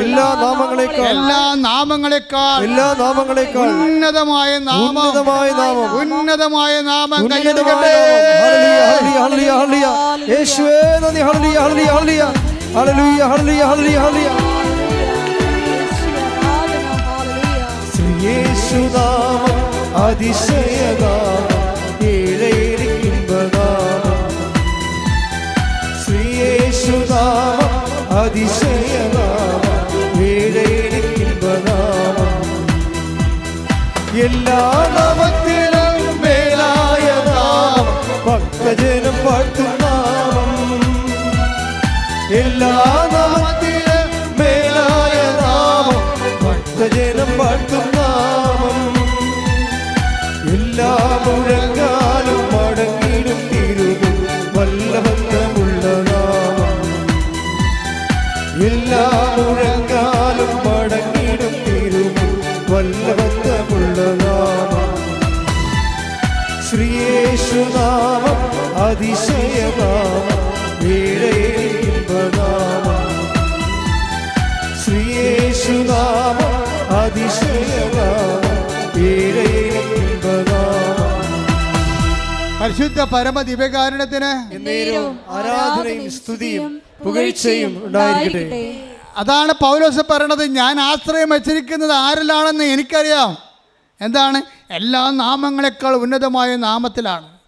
അതിനാൽ ദൈവം അവനെ അത്യധികം ഉയർത്തി എല്ലാ നാമങ്ങളെക്കാൾ ഉന്നതമായ നാമം അവിടത്തേക്ക് നൽകി. അതിനാൽ അവന്റെ നാമം കേൾക്കുന്ന മാത്രയില് take the bed of God സ്തുതിക്കട്ടെ. ഹല്ലേലൂയ ഹല്ലേലൂയ യേശുവേ നന്ദി. ഹല്ലേലൂയ ഹല്ലേലൂയ ഹല്ലേലൂയ ഹല്ലേലൂയ ഹല്ലേലൂയ ഹല്ലേലൂയ യേശുവേ സ്തുതി. ഹല്ലേലൂയ ഹല്ലേലൂയ ഹല്ലേലൂയ ഹല്ലേലൂയ.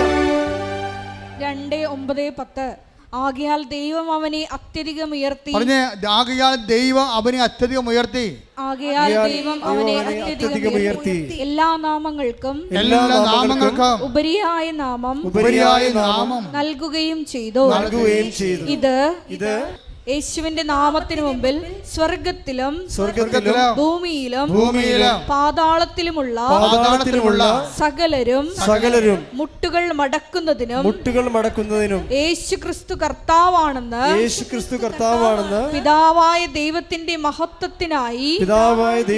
മഹത്വത്തിനായി എല്ലാ നാവുകളും ഏറ്റുപറയുന്നതിനും വേണ്ടിയാണ്. അപ്പൊ യേശു ക്രിസ്തു ആരാണെന്ന് പറഞ്ഞത്? കർത്താവ്. എങ്ങനെ കർത്താവ് ആകണത്? യേശു ക്രിസ്തു കർത്താവാണെന്ന് പിതാവായ ദൈവത്തിന്റെ മഹത്വത്തിനായി എല്ലാ നാവുകളും ഏറ്റുപറയുന്നതിനും വേണ്ടിയാണ്. അതായത് എല്ലാ നാവുകളും ഏറ്റു പറയണം. എന്താ പറയണം? യേശു ക്രിസ്തു കർത്താവാണെന്ന്. എന്തുകൊണ്ടാണ് ഇവൻ കർത്താവായത്? എല്ലാ നാമങ്ങളുടെയും ഉന്നതമായ നാമം. എല്ലാ നാമങ്ങളെന്ന് പറയുന്നത് എന്താണ്? ഇപ്പം ജപ്തി എന്ന് പറഞ്ഞ ഒരു നാമമല്ലേ? ബാങ്ക് മാനേജർ നമ്മൾ പറയുന്ന ഒരു നാമമാണ് ജപ്തി. ക്യാൻസർ ഡോക്ടർ പറയുന്ന ഒരു നാമമാണ്. അങ്ങനെ ലോകത്ത് ജപ്തികളുണ്ട്. അതുപോലെ തന്നെ പലതരത്തിലുള്ള നാമങ്ങളുണ്ട്. സംശയം ഒരു നാമമാണ്, മദ്യപാനം ഒരു നാമമാണ്. ഇങ്ങനെ എല്ലാ നാമങ്ങളെക്കാൾ ഉന്നതമായ നാമം. ഈ ഉന്നതമായ നാമം കൊണ്ട് മനുഷ്യന് സങ്കടങ്ങളുണ്ടാക്കുന്ന, രോഗങ്ങളുണ്ടാക്കുന്ന, തകർച്ച ഉണ്ടാക്കുന്ന, അപമാനം ഉണ്ടാക്കുന്ന എല്ലാ നാമങ്ങളെയും അവൻ കുരിശിൽ ബന്ധിച്ചിരിക്കുന്നു. കൈയടിക്കട്ടെ, ശ്രദ്ധിക്കട്ടെ.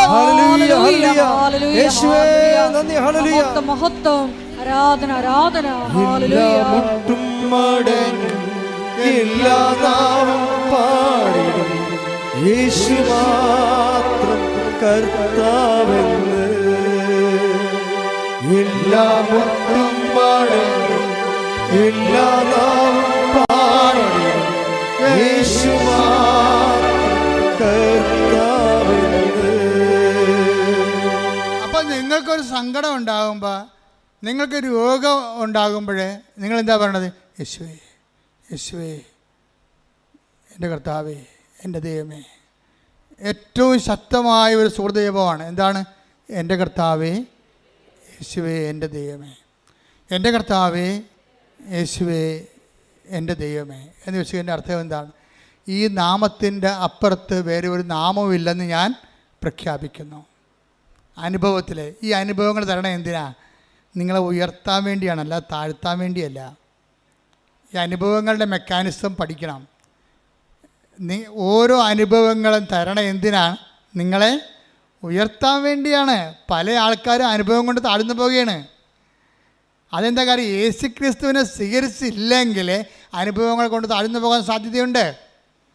അനുഭവങ്ങൾ എന്താണ്? അനുഭവങ്ങളിലൂടെയാണ് അവൻ ഓരോരുത്തർക്കും ഓരോ കാലം നൽകുന്നു. Take the word of God. അപ്പോസ്തലപ്രവർത്തനങ്ങൾ 17:26 ഭൂമുഖം മുഴുവൻ വ്യാപിച്ചു വസിക്കാൻ വേണ്ടി അവിടുന്ന് ഒരുവനിൽ നിന്ന് എല്ലാ ജനപദങ്ങളെയും സൃഷ്ടിച്ചു. അവർക്ക് വിഭിന്ന കാലങ്ങളും വാസഭൂമികളും നിശ്ചയിച്ചു കൊടുത്തു. ഇത് അവർ ദൈവത്തെ അന്വേഷിക്കുന്നതിനും ഒരുപക്ഷേ അനുഭവത്തിലൂടെ അവിടുത്തെ കണ്ടെത്തുന്നതിനും വേണ്ടിയാണ്. അപ്പോൾ ഓരോ പ്രശ്നം ഉണ്ടാകണേ എന്തിനാണ്? ദൈവത്തെ അന്വേഷിക്കാനാണ്, അല്ല പിശാചിനെ അന്വേഷിക്കാനല്ല. ഓരോ അനുഭവങ്ങളുണ്ടാകുമ്പോൾ ദൈവത്തെ അറിയാൻ പാടില്ലാത്തവർ ആഭിചാക്കാരെയും കുട്ടിച്ചാത്തിനൊക്കെ അന്വേഷിക്കും. എന്താ കാരണം? ദൈവത്തെ അറിയത്തില്ല. ഓരോ അനുഭവങ്ങൾ ഉണ്ടാകണം എന്തിനാണ്? ഓരോ സങ്കടങ്ങളും പ്രശ്നങ്ങളും ഉണ്ടാകണം എന്തിനാണ്? നിങ്ങൾ അത് ദൈവത്തെ അന്വേഷിക്കാനും അന്വേഷിച്ച് അവിടുത്തെ കണ്ടെത്താനും വേണ്ടിയാണ്. പക്ഷേ ദൈവത്തെ അറിയാൻ പാടില്ലാത്തവർ പല പല ക്രിയകൾ ചെയ്തുകൊണ്ട് നടക്കും. അതുകൊണ്ടാണ് ബൈബിൾ പറയണത്, നിങ്ങൾ ദൈവത്തെ അന്വേഷിക്കണത് എന്താണ്? അന്വേഷിച്ചെത്തുമ്പോൾ നിങ്ങൾ എന്താ മനസ്സിലാകണത്? യേശു കർത്താവാണെന്ന് പ്രഖ്യാപിക്കും നിങ്ങൾ. എന്താ കാര്യം? എല്ലാ നാമങ്ങളെക്കാൾ ഉന്നതമായ നാമമുള്ളവനാണ് കർത്താവ്. അങ്ങനെ യേശു കർത്താവാണെന്ന് എന്ത് ചെയ്യണം? അധരം കൊണ്ടേറ്റ് പറയണം. മനസ്സിലായില്ലേ? ദൈവനെ മരിച്ചവർ ഉയർപ്പിച്ചെന്ന് ഹൃദയത്തിൽ വിശ്വസിക്കണം. അപ്പോഴാണ് രക്ഷ ക്രിസ്തുവിനെ പ്രാപിക്കുന്നത്. മനസ്സിലായില്ലേ? ക്രിസ്തുവിനെ ഓരോ വിഷയത്തെ പ്രാപിക്കാൻ പറ്റും. നിങ്ങളുടെ ജീവിത മണ്ഡലങ്ങളെ പ്രാപിച്ചാൽ അതിനെ ബ്ലെസ്സിങ് എന്ന് പറയും. ക്രിസ്തുവിനെ നിങ്ങളുടെ ശരീരത്തെ പ്രാപിച്ചാൽ അതിനെ ഹീലിംഗ് എന്ന് പറയും. ക്രിസ്തുവിനെ നിങ്ങൾ ആത്മാവ് പ്രാപിച്ചാൽ അതിനെ നിത്യരക്ഷയ്ക്ക് വേണ്ടിയുള്ള കൃപയെന്ന് പറയും. കാര്യം എന്താണ്? ക്രിസ്തു എല്ലാമാണ്, എല്ലാവരിലുമാണ്. കൊളോസ്യസ് 3:11 കൈയടിച്ച് സ്തുതിക്കട്ടെ. ഹല്ലേലൂയ, ഹല്ലേലൂയ, ഹല്ലേലൂയ, ഹല്ലേലൂയ, ഹല്ലേലൂയ. യേശുവേ നന്ദി. ഹല്ലേലൂയ, ഹല്ലേലൂയ, ഹല്ലേലൂയ, ഹല്ലേലൂയ. കൊളോസ്യോസ് 3:11 ക്രിസ്തു എല്ലാമാണ്, ക്രിസ്തു എല്ലാമാണ്, ക്രിസ്തു എല്ലാമാണ്, എല്ലാവരിലുമാണ്, എല്ലാവരിലുമാണ്. അപ്പോൾ ഇവിടുത്തെ കാത്തലിക്സ് അല്ലാത്തവരും ക്രിസ്ത്യൻസ് അല്ലാത്തവരും ഒന്നും വിഷമിക്കേണ്ട കാര്യമില്ല. നിങ്ങളുടെ കണ്ണീരിൻ്റെ കാലത്ത് നിങ്ങൾ കർത്താവിനെയാണ് വിളിക്കണത്. എല്ലാ വിഷയത്തിൻ്റെയും നാമത്തിൻ്റെയും അതിനാഥനായ കർത്താവിനെ വിളിക്കണമെന്നുണ്ടെങ്കിൽ അത് സത്യസന്ധമായിരിക്കണമെന്ന് മാത്രമേ ഉള്ളൂ. ക്രിസ്തുവിനേക്കാൾ ഉപരി, എന്നെക്കാൾ ഉപരി സ്വന്തം വീട്ടുകാരെയോ നാട്ടുകാരെയോ ബന്ധുക്കളെയോ സ്വന്തപ്പെട്ടവരെയോ സ്നേഹിക്കുന്നവൻ ഐ ഡോണ്ട് വാണ്ട്, എനിക്ക് ആവശ്യമില്ലെന്ന് ഈശോ പറഞ്ഞത്. Take the blood of God. സ്തുതിക്കട്ടെ. ഹല്ലേലൂയ, ഹല്ലേലൂയ, ഹല്ലേലൂയ, ഹല്ലേലൂയ, ഹല്ലേലൂയ. യേശുവേ നന്ദി. ഹല്ലേലൂയ, ഹല്ലേലൂയ. മത്തായി 10:37 മത്തായി 10:37 എന്നേക്കാൾ അധികം, പറഞ്ഞ എന്നേക്കാൾ അധികം പിതാവിനെയോ മാതാവിനെയോ സ്നേഹിക്കുന്നവൻ എനിക്ക് യോഗ്യനല്ല. എന്നേക്കാൾ അധികം പുത്രനെയോ പുത്രിയെയോ സ്നേഹിക്കുന്നവനും എനിക്ക് യോഗ്യനല്ല. സ്വന്തം കുരിശെടുത്ത് എന്നെ അനുഗമിക്കാത്തവൻ എനിക്ക് യോഗ്യനല്ല. ഒരു വിഷയം അതിൽ തന്നെ കുരിശല്ല. ക്രിസ്തുവിനെ മാറ്റിക്കൊണ്ടാക്കുന്ന വിഷയത്തെ സമീപിക്കുമ്പോഴാണ് അത് കുരിശാകണത്. അതൊരു ബ്ലെസ്സിങ് ആണ്. മൂന്നാമത്തെ ഭർത്താവ്, വിശ്വാസമില്ലാത്ത ഭർത്താവിന് വിശ്വാസം കിട്ടിയപ്പോഴേ അയാൾ അത് ബ്ലെസ്സിങ് ആയിട്ടാണ് കണ്ടത്. യേശുവിനെ കർത്താവിൻ്റെ സ്ഥാനത്ത് തള്ളിക്കളയുകയും ഇവരുടെ സൗകര്യത്തിന് വേണ്ടി നാട്ടുകാരെ കർത്താവിൻ്റെ സ്ഥാനത്ത് കാണുകയും ചെയ്യുമ്പോഴാണ് യേശുവിൻ്റെ വചനത്തെക്കാൾ നാട്ടുകാരുടെ വചനത്തിന് പ്രാധാന്യം കൊടുക്കും. നാട്ടുകാരുടെ വചനത്തെ മാത്രമല്ല, പലരും പെട്ടിരിക്കണ കൂട്ടുകാരുടെ വചനത്തെ വചനം കൊടുത്തിട്ടാണ്. പലരും പെട്ടിരിക്കണത് കർത്താവിൻ്റെ വചനം നേരെ ചൊവ്വയുള്ള സംഭവമാണ്. നിങ്ങളുടെ കയ്യിൽ ഉടായ്പുണ്ടെങ്കിൽ മാത്രമേ കൂട്ടുകാരുടെ വചനത്തിന് പ്രാധാന്യം കൊടുക്കുകയുള്ളൂ. എനിക്ക് ഏറ്റവും പേടി ആൻറ്റിമാരെയാണെന്ന് ഞാൻ എപ്പോഴും പറയും. എല്ലാ പ്രസംഗത്തിലും പറയും ആൻറ്റിമാരെ. കാര്യം ഞാൻ അനുഭവിച്ചിട്ടുള്ളൊരു ജന്മമാണത്. നിങ്ങളുടെ പല മക്കളും വഴിതെറ്റിപ്പോയതിൻ്റെ പിന്നിൽ ഈ ആൻറ്റിമാരുടെ കൈയുണ്ട്. അവർ വഴിപിഴപ്പിച്ചിട്ടാണ്. അവർ നല്ല വാക്ക്, ഒരു ശാസനം കൊടുക്കുന്ന ആൻറ്റിമാരില്ലെന്നല്ല പറയണത്. പലപ്പോഴും നിങ്ങളുടെ ശമ്പളമോ നിങ്ങളുടെ ഈ അവിടുന്ന് യൂറോപ്പിൽ അവിടെയൊക്കെ വരുമ്പോൾ ഉണ്ടാകുന്ന, അല്ലെങ്കിൽ നിങ്ങളുടെ നാട്ടിലെ ശമ്പളത്തിൽ നിന്ന് എന്തെങ്കിലുമൊക്കെ നക്കാപ്പിച്ച കിട്ടി വളരണ ആൻറ്റിമാരും കൂട്ടുകാരും ഒക്കെ ആയിരിക്കും നിങ്ങളെ ദൈവത്തിൽ നിന്ന് അകറ്റണത്. ഒരുവൻ്റെ ശത്രു അവൻ്റെ കുടുംബത്തിൽ തന്നെയെന്ന് കർത്താവ് പറഞ്ഞു. അതുകൊണ്ടാണ്. ശ്രുതിക്കട്ടെ. ഹല്ലേലൂയ. Take the word of God. മത്തായി 10:36 സ്വന്തം കുടുംബത്തിൽപ്പെട്ടവർ തന്നെയായിരിക്കും ഒരുവൻ്റെ ശത്രുക്കൾ. ക്രിസ്തുവിനെ നമ്മൾ നകറ്റിക്കളയുന്ന ആൾക്കാരുടെ പേരാണ് എന്താണ്? ശത്രു. അവൻ ആരായിരിക്കും? മിക്കവാറും നിങ്ങളുടെ കുടുംബത്തിൽ തന്നെയായിരിക്കും. നിങ്ങളുടെ കുടുംബത്തിൽ തന്നെയായിരിക്കും. അപ്പോൾ നിങ്ങളെന്താ ചെയ്യണം? എല്ലാ കാര്യങ്ങൾക്കും കർത്താവിൻ്റെ വചനങ്ങളുണ്ട്. ഇല്ലെങ്കിൽ അതിൻ്റെ സത്യാവസ്ഥ, ആ ഒരു സാഹചര്യത്തിൽ നിങ്ങൾ എന്താണ് ചെയ്യേണ്ടതെന്ന് പറയാൻ വേണ്ടി ഞങ്ങളെപ്പോലുള്ളവർ അഭിഷേകം ചെയ്ത് വെച്ചിട്ടുണ്ട്. ഇപ്പോൾ 2 ഉടമ്പടിയൊക്കെ കഴിഞ്ഞിട്ട് 1 ഉടമ്പടി കഴിഞ്ഞിട്ടുമ്പോൾ ചില ആൾക്കാർ പോകത്തില്ല. പ്രാർത്ഥിച്ച് വിട്ടാലും പോകത്തില്ല. നിനക്കിടിയാണെങ്കിൽ ഞാൻ പറഞ്ഞു, എന്താടി അച്ഛാ, അതെ ഇത് അവസാനത്തെ പരീക്ഷ, ഞാൻ എഴുതണോ വേണ്ടെന്നൊന്ന് പറയണം. ഞാൻ 5 എഴുതി, കാശ് ഇത്രയും പോയി, 47,000 രൂപ അല്ല 4 ലക്ഷം രൂപ പോയി. ഇനി ഒരു പരീക്ഷ കൂടിയാണ്, കാശ് വിട്ട് തരത്തില്ല, ഞാൻ എഴുതണോ വേണ്ടെന്ന് പറയണം. അപ്പോൾ ഞാൻ അവർക്ക് തട്ടുതടിച്ചാൽ പറഞ്ഞ് നീ എഴുതടിയെന്ന് പറയും. എന്താ കാര്യം? അത് അധികാരമാണ്. ഞാനത് പറയുന്നത് എന്താണ്? കർത്താവിലാണ് പറയണത്. പിന്നെ എൻ്റെ റിസ്ക് ആർക്കാണ്? കർത്താവിലാണ്. ഞാനും അവളും കർത്താവിൽ വിശ്വസിക്കുന്നു. അപ്പോൾ കർത്താവ് തീർച്ചയായിട്ടും അധികാരം എന്ന് പറയാം. അപ്പോൾ ദൈവമക്കൾക്കുള്ള അധികാരം എന്ന് പറയുന്നത് മക്കളെ ഇനിയുള്ള കാലങ്ങളുടെയും കരിസ്മാറ്റിക് കാലങ്ങളിൽ നമുക്കുണ്ടായിരുന്നത് അത്ഭുതങ്ങളും അടയാളങ്ങളുമാണ്. ശക്തിയുടെ പ്രകടരൂപങ്ങളാണ് അത്ഭുതങ്ങളും അടയാളങ്ങൾ. പക്ഷേ ഇവാഞ്ചലൈസേഷൻ നമുക്ക് വേണ്ടത് അധികാരമാണ് വേണ്ടത്. കർത്താവിനെ അറിയാത്തവർ അറിയിക്കുന്നതിന് വേണ്ടി നമുക്ക് വേണ്ടത് അധികാരമാണ് വേണ്ടത്. എപ്പോഴും നമ്മൾ ഈ പത്രം കൊടുക്കാൻ പോകുമ്പോൾ ശ്രദ്ധിക്കണം. അത്ഭുതങ്ങളും അടയാളങ്ങളും പത്രത്തിലൊക്കെ ഉണ്ടെങ്കിലും നിങ്ങളുടെ അധികാരപൂർണമായിട്ടുള്ള വർത്തമാനമായിരിക്കും അവരെ വിശ്വാസത്തിലേക്ക് നയിക്കുന്നത്. എന്താ പറയണത്? ഇതാ സർപ്പങ്ങളുടെയും തേളുകളുടെയും ശത്രു 10:19 ലൂക്ക 10:19 ഇതാ പാമ്പുകളുടെയും തേളുകളുടെയും ശത്രുവിന്റെ സകല ശക്തികളുടെയും മീതെ ചവിട്ടി നടക്കാൻ നിങ്ങൾക്ക് ഞാൻ അധികാരം തന്നിരിക്കുന്നു. ഒന്നും നിങ്ങളെ ഉപദ്രവിക്കുകയില്ല. അതായത് നമ്മൾക്ക് ഇപ്പൊ ഇനി മത്തായി 28:18 എടുത്ത് ശ്രുതിക്കട്ടെ. ഹല്ലേലൂയ ഹല്ലേലൂയ ഹല്ലേലൂയ ഹല്ലേലൂയ. യേശുവേ നന്ദി. ഹല്ലേലൂയ ഹല്ലേലൂയ. മത്തായി 28:18 യേശു അവരെ സമീപിച്ച് അരുൾ ചെയ്തു, സ്വർഗത്തിലും ഭൂമിയിലുമുള്ള എല്ലാ അധികാരവും എനിക്ക് നൽകപ്പെട്ടിരിക്കുന്നു. ആകയാൽ നിങ്ങൾ പോയി എല്ലാ ജനതകളെയും ശിഷ്യപ്പെടുത്തുവിൻ. പിതാവിന്റെയും പുത്രന്റെയും പരിശുദ്ധാത്മാവിന്റെയും നാമത്തിൽ അവർക്ക് ജ്ഞാനസ്നാനം നൽകുവിൻ.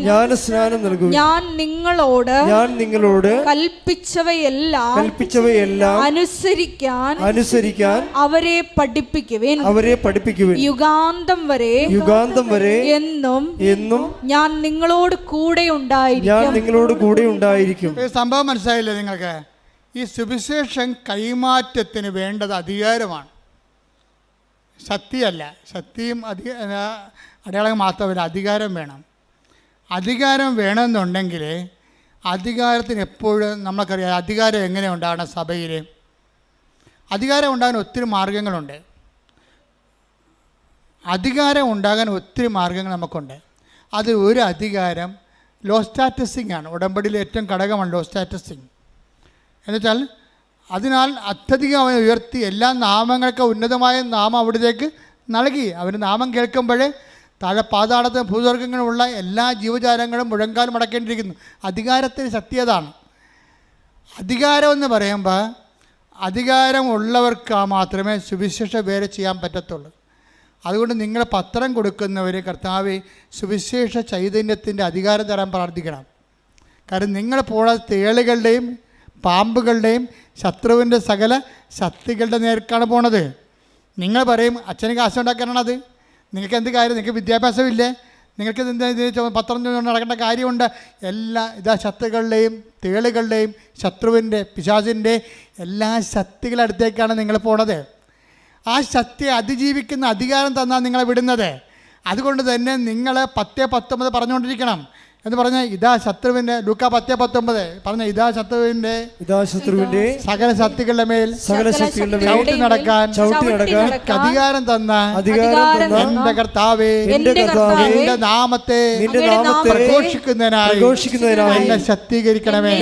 എന്റെ നാമത്തെ കൈമാറുന്നതിനായി എന്നെ ശക്തീകരിക്കണമേ.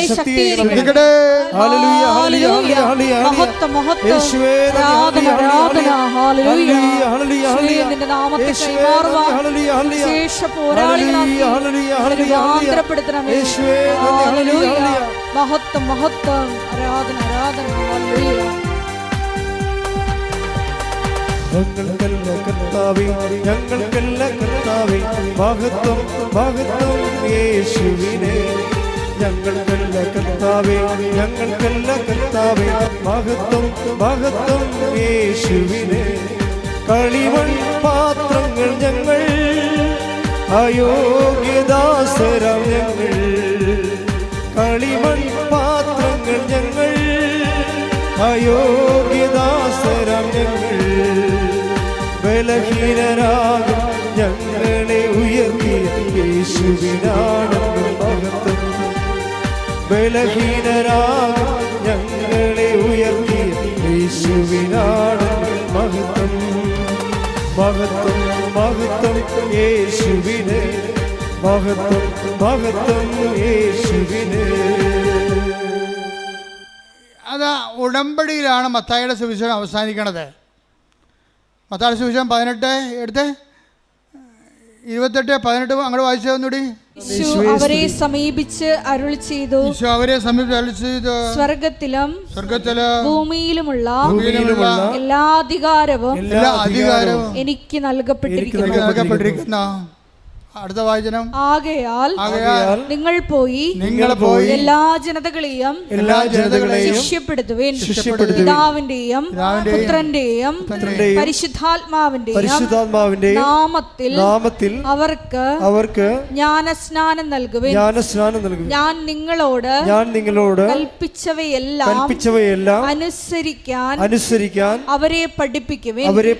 യുഗാന്തം വരെ എന്നും ഞാൻ നിങ്ങളോട് കൂടെ ഉണ്ടായിരിക്കും. അതാണ് 28-20. എന്താണ്? ഞാൻ നിങ്ങളോട് പറഞ്ഞേ, ഞാൻ നിങ്ങളോട് കൽപ്പിച്ചവയെല്ലാം അനുഷ്ഠിക്കുവാൻ അവരെ അഭ്യസിക്കുവേൻ. അതാണ് ഞാൻ പറഞ്ഞതുപോലെ, അവൻ പറഞ്ഞതുപോലെ ചെയ്യുക. അതാണ് ഉടമ്പടി. ഉടമ്പടിയുടെ ഉദ്ദേശം എന്താണ്? അധികാരത്തോടുകൂടി കർത്താവിനെ കൈമാറുകയും കർത്താവിൻ്റെ വചനം അനുസരിച്ചുകൊണ്ട് ജീവിക്കാൻ വേണ്ടി ഒരു ജനതയെ ഒരുക്കുകയും ചെയ്യുകയാണ്. അതിന് നെറ്റഫിറ്റ് എന്താണ്? യുഗാന്ത്യം വരെ ഞാൻ നിങ്ങളുടെ കൂടെ ഉണ്ടായിരിക്കും. ഉടമ്പടി പ്രസൻസ് അങ്ങനെ വരണത്. കർത്താവിൻ്റെ വചനം അനുസരിച്ച് ജീവിക്കുമ്പോൾ വാഗ്ദാനത്തിൻ്റെ ഭാഗമാണ് ദൈവത്തിൻ്റെ സാന്നിധ്യം. കൈയടിക്കട്ടെ, സ്തുതിക്കട്ടെ. Hallelujah, hallelujah, hallelujah,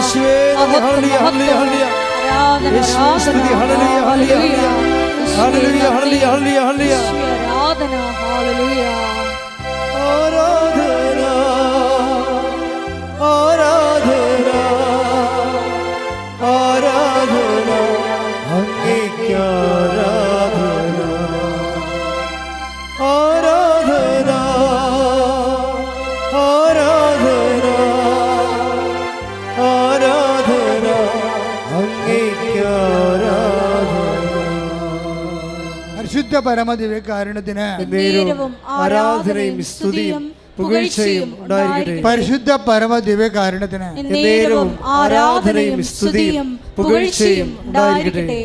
ഭർത്താവ് ഇപ്പം എന്ത് ചെയ്യുന്നറിയാമോ? ഇവളെ അറിയിക്കാതെ, പണ്ട് ഇവള് ഭർത്താവിനെ അറിയിക്കാതെ ഒന്ന് ഉടമ്പടി എടുത്തത്. ഇപ്പോൾ ഭർത്താവ് ചിരിക്കണത് എന്താണ്? ഇവള് കുഞ്ഞിനെ കൊല്ലാൻ നടക്കണ കാരണം, അവൾ ഡിപ്രഷൻ അടിച്ചിരിക്കണ കാരണം ഭർത്താവ് അവളറിയിക്കാതെ വന്ന് സ്വന്തമായിട്ട് ഉടമ്പടി എടുത്ത്. ഒരു സ്റ്റോറി പോണ പോക്ക് കണ്ടില്ലേ? എന്ത് രസമാണ് കേൾക്കാൻ. എന്നിട്ട് ആ ഉടമ്പടി ഈ കുഞ്ഞിനെ പ്രൊട്ടക്റ്റ് ചെയ്യും. അവസാനം കുഞ്ഞിനെ പ്രസവിക്കും, 3ാമത്തെ കുഞ്ഞിനെ പ്രസവിക്കും. പ്രസവിച്ച് കഴിയുമ്പോൾ ഈ കുഞ്ഞിന് മൊത്തം മഞ്ഞ നിറവാണ്. ഇപ്പം കുഞ്ഞുങ്ങൾക്ക് 80% കുഞ്ഞുങ്ങൾക്ക് മഞ്ഞ നിറമുണ്ട്. ഇത് 80%, 90-97% മഞ്ഞ നിറവാണ്. അപ്പോൾ കുഞ്ഞിനെ ഉടനെ അവർ എമർജൻസി ആയിട്ട് വേറൊരു ഗവൺമെൻറ് ആശുപത്രിയിലേക്ക് ഷിഫ്റ്റ് ചെയ്യും. കൊച്ചിനെ അവിടെ കൊണ്ടുപോകുമ്പോൾ ഡോക്ടർ പറയും, 1 മിനിറ്റേ ഉള്ളു, നിങ്ങൾ എത്രയും വേഗം പോയി ബ്ലഡ് ബാങ്കിൽ നിന്ന് ബ്ലഡ് കൊണ്ടുവരണം. ഈ ബ്ലഡ് കയറ്റിയില്ലെങ്കിൽ കൊച്ചി ഇപ്പം മരിക്കുമെന്ന് പറയും. അപ്പോൾ ഈ മനുഷ്യൻ തീ പറഞ്ഞ് അവിടെ ആദ്യമായിട്ടാണ് അവിടെ ചെല്ലണത്. ആ ഗവൺമെൻറ് ആശുപത്രി കാണുന്ന ആദ്യമായിട്ട്. എവിടെയാണ് ബ്ലഡ് ബാങ്ക്, തിരിച്ച് കുഞ്ഞെ കിടക്കുന്ന തിയേറ്റർ എവിടെയാണ്, ഇതൊക്കെ എല്ലാം കൺഫ്യൂഷനാണ്. രാത്രി ഓടുകയാണ്. അപ്പോൾ ഓടുന്ന സമയത്ത് ഇവന് ബ്ലഡ് ബാങ്കിൽ നിന്ന് ബ്ലഡ് കിട്ടും. ഒരു ബ്ലഡ് കണ്ടെയ്നറിൽ ബ്ലഡ് കൊടുക്കും. ഈ ബ്ലഡും പിടിച്ചുകൊണ്ട് ഇവൻ ഓടുകയാണ്. പക്ഷേ എങ്ങോട്ട് ഓടണമെന്ന് അറിയത്തില്ല, തെക്കും വടക്കും അറിയാൻ പാടില്ല.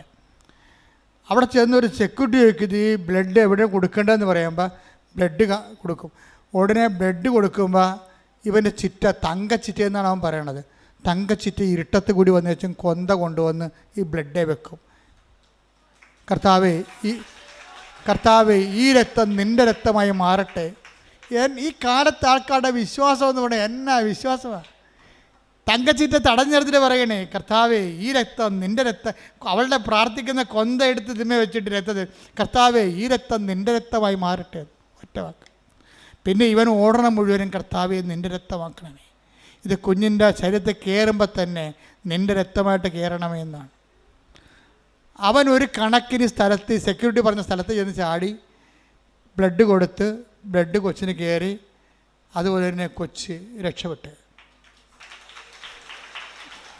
അവൻ ആ സാക്ഷ്യത്തിൻ്റെ അവസാനം പറയേണ്ട സംഭവമുണ്ട്.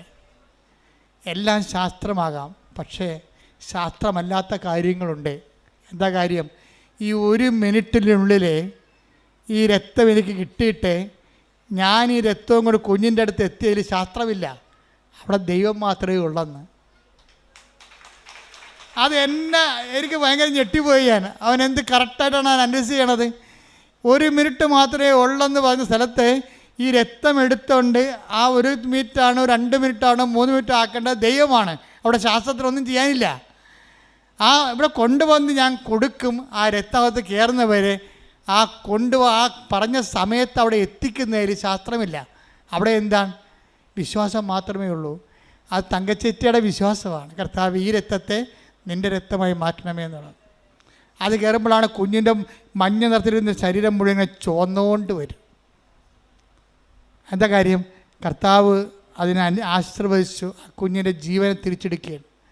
നിങ്ങളുടെ ഫെയ്ത്ത് ഗ്രാഫിലെ ഈ ഒടിയൻ ഗ്രാഫിൽ ഒത്തിരി ഒടിഞ്ഞൊടിഞ്ഞ് താഴേക്ക് പോയാൽ നിങ്ങൾ തോറ്റെന്നതിൻ്റെ അർത്ഥം. ഇടയ്ക്കൊക്കെ തിരിച്ച് ഒടിയാം, സ്വാഭാവികമാണ്. പക്ഷേ ഫെയ്ത്ത് ഗ്രാഫ് എപ്പോഴും വളരണമാണ്. വിശ്വാസത്തിൽ വളരുന്നില്ലെങ്കിൽ വിശ്വാസത്തിൽ തളരുന്നതാണ് അതിൻ്റെ കൗണ്ടെന്ന് പറയണത്. അതുകൊണ്ട് ആവശ്യമില്ലാതെ നിങ്ങളുടെ സൗകര്യം നോക്കിയിട്ട് മറ്റവരെന്ത് പറയും, വീട്ടുകാരെന്ത് പറയും, കൂട്ടുകാരെന്ത് പറയും, പാർട്ടിക്കാരെന്ത് പറയും, ഒരു മനുഷ്യൻ നോക്കരുത്. നിൻ്റെ കർത്താവ് എന്ത് പറയുന്നു അതനുസരിച്ച് ചെയ്യാനാണ് നീ ഉടമ്പടി എടുത്തിരിക്കുന്നത്. അത് നിന്നെ ഉയർത്തുകയും നിലനിർത്തുകയും ചെയ്യും. കാര്യം അവൻ്റെ നാമം എല്ലാ നാമങ്ങളെക്കാൾ ഉന്നതമായ നാമം. അവൻ്റെ നാമത്തിന് അറിയിക്കാനും അറിഞ്ഞവരെ ആഴപ്പെടുത്താനും വേണ്ടി അഭിഷേകം മേടിച്ച ആളാണ് നീ എന്നുള്ള ബോധ്യം. ആ ബോധ്യം നിന്നെ ഊട്ടി ഉറപ്പിക്കാൻ വേണ്ടി ഇടയ്ക്കിടയ്ക്ക് കൊച്ചു കൊച്ചു പ്രശ്നങ്ങളുണ്ടാകും. അതെല്ലാം പ്രാർത്ഥന വിശ്വാസം കൈകാര്യം ചെയ്യാൻ കർത്താവ് നിന്നെ അനുഗ്രഹിക്കട്ടെ. ശ്രുതികട്ടെ.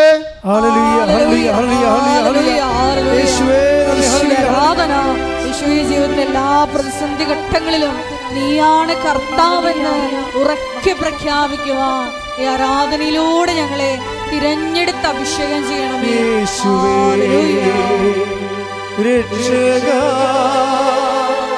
കർത്താവേ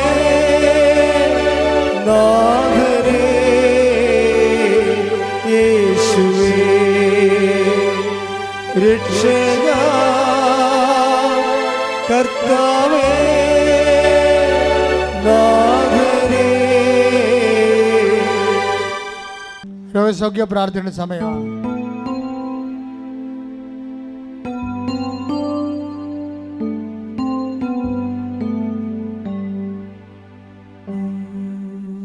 രോഗമുള്ളിടത്ത് കൈകൾ വെക്കുക. ഗുരുതരമായ രോഗമുള്ളിടത്ത് കൈവെക്കാം. കർത്താവിൻ്റെ നാമത്തിൽ പ്രാർത്ഥിക്കാൻ പോകുന്നു. തലവേദനയുള്ളവരെ നെറ്റി കൈവെക്കണം. ഉദരരോഗമുള്ളവരെ വയറിൽ കൈവെക്കണം. കരരോഗമുള്ളവർ നെഞ്ചിൻ്റെ കൂടിനെ കൈവെക്കണം. ഹൃദ്രോഗമുള്ളവർ ഇടനെഞ്ചിന് കൈവെക്കണം. തൈറോയ്ഡ് രോഗികൾ തൊണ്ടയിൽ കൈവെക്കണം. സർവാംഗം കൂടുതൽ രോഗമുള്ളവരെ കൈവണച്ച് വെക്കണം. മൊത്തം കർത്താവിന് ശരീരം ഉച്ചയോടെ ഉള്ളംകാലം വരെ ഏൽപ്പിക്കണം. ഇടിമുഴക്കം പോലെ ശ്രുതിക്കട്ടെ. കർത്താവേ നിന്റെ ഉന്നതമായ നാമത്തിന് സ്വന്തം ചെയ്യുന്ന ഓൺലൈനിലുള്ളവരും പ്രാർത്ഥിക്കട്ടെ. ഓൺലൈനിലുള്ളവരും പ്രാർത്ഥിക്കട്ടെ. ശരീര രോഗങ്ങളുള്ളിടത്ത് കൈവച്ചുകൊണ്ട് പ്രാർത്ഥിക്കട്ടെ. 38 വർഷം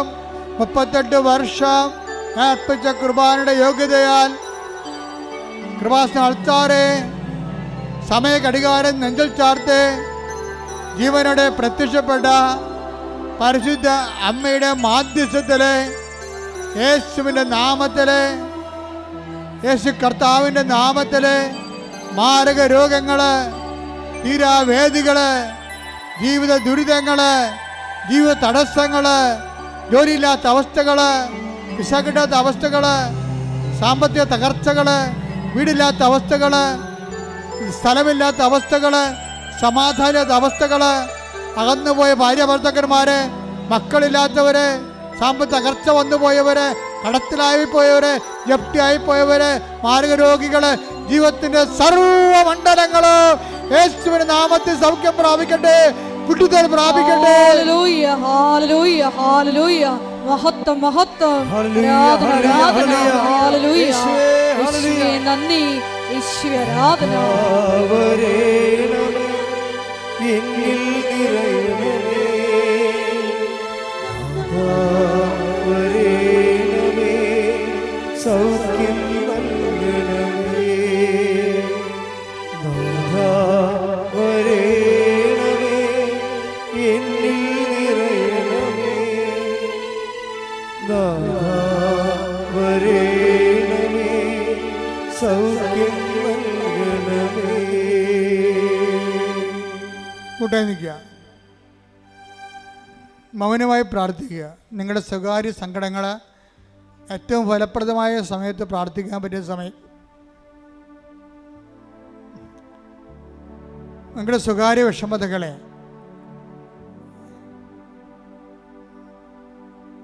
ഏറ്റവും ഫലപ്രദമായി പ്രാർത്ഥിക്കാൻ പറ്റിയ സമയമാണ് ഈ ആരാധന സമയം.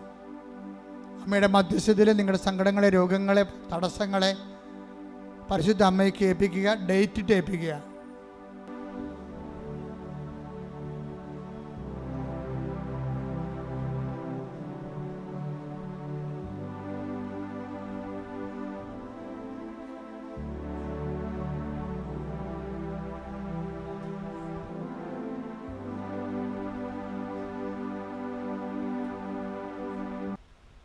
Praise the Lord.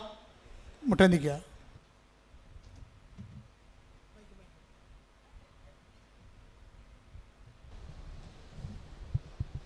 ഒരിക്കൽ കൂടി മരിയൻ ഉടമ്പടിയിൽ സമർപ്പിച്ചിരിക്കുന്ന എല്ലാ വിഷയങ്ങളും ദൈവമാതാവിൻ്റെ മധ്യസ്ഥയിൽ ദിവ്യകാരുണ്യ സന്നിധിയിൽ സമർപ്പിച്ച് ഒരു നിമിഷം നമുക്ക് മൗനമായിട്ട് പ്രാർത്ഥിക്കാം. ഏത് ജീവിത സാഹചര്യത്തിലും നീയാണ് കർത്താവ് എന്ന് ഏറ്റുപറയുവാനുള്ള വലിയ അഭിഷേകം ഞങ്ങൾക്ക് നൽകണമേ എന്ന് പ്രാർത്ഥിക്കുന്നു. ഈശോയെ, ജീവിതത്തിൻ്റെ വിവിധ ദുരന്ത മുഖങ്ങളിലൂടെ കടന്നു പോകുമ്പോൾ ഈശോ അത് നിന്നെ അന്വേഷിച്ച് കണ്ടെത്താനുള്ള ഒരു മാർഗമാണെന്ന് അത് വിവേചിച്ചറിയുവാൻ ഈ ആരാധനയിലൂടെ ഞങ്ങളെ തിരഞ്ഞെടുത്ത് അഭിഷേകം ചെയ്യണമേ എന്ന് പ്രാർത്ഥിച്ചുകൊണ്ട് ശിരസ്സ് നമിച്ച് നമുക്ക് ദിവ്യകാരുണ്യനാഥൻ്റെ ആശീർവാദം സ്വീകരിക്കാം.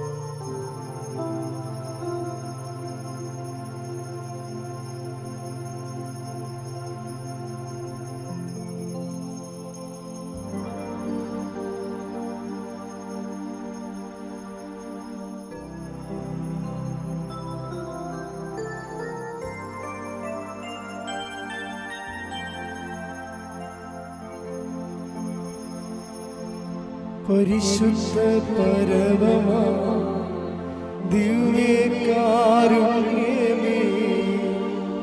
എന്നുമെന്നും അങ്ങേയ്ക്കാരാധന.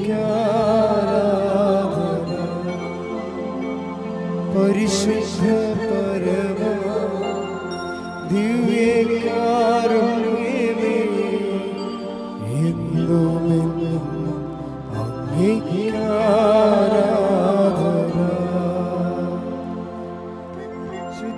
പരമ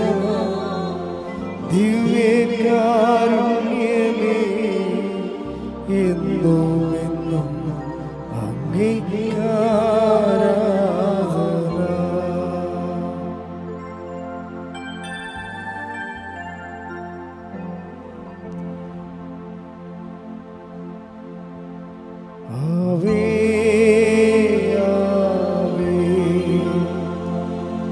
ആവേ മരിയ ആവേ ആവേ ആവേ മരിയ.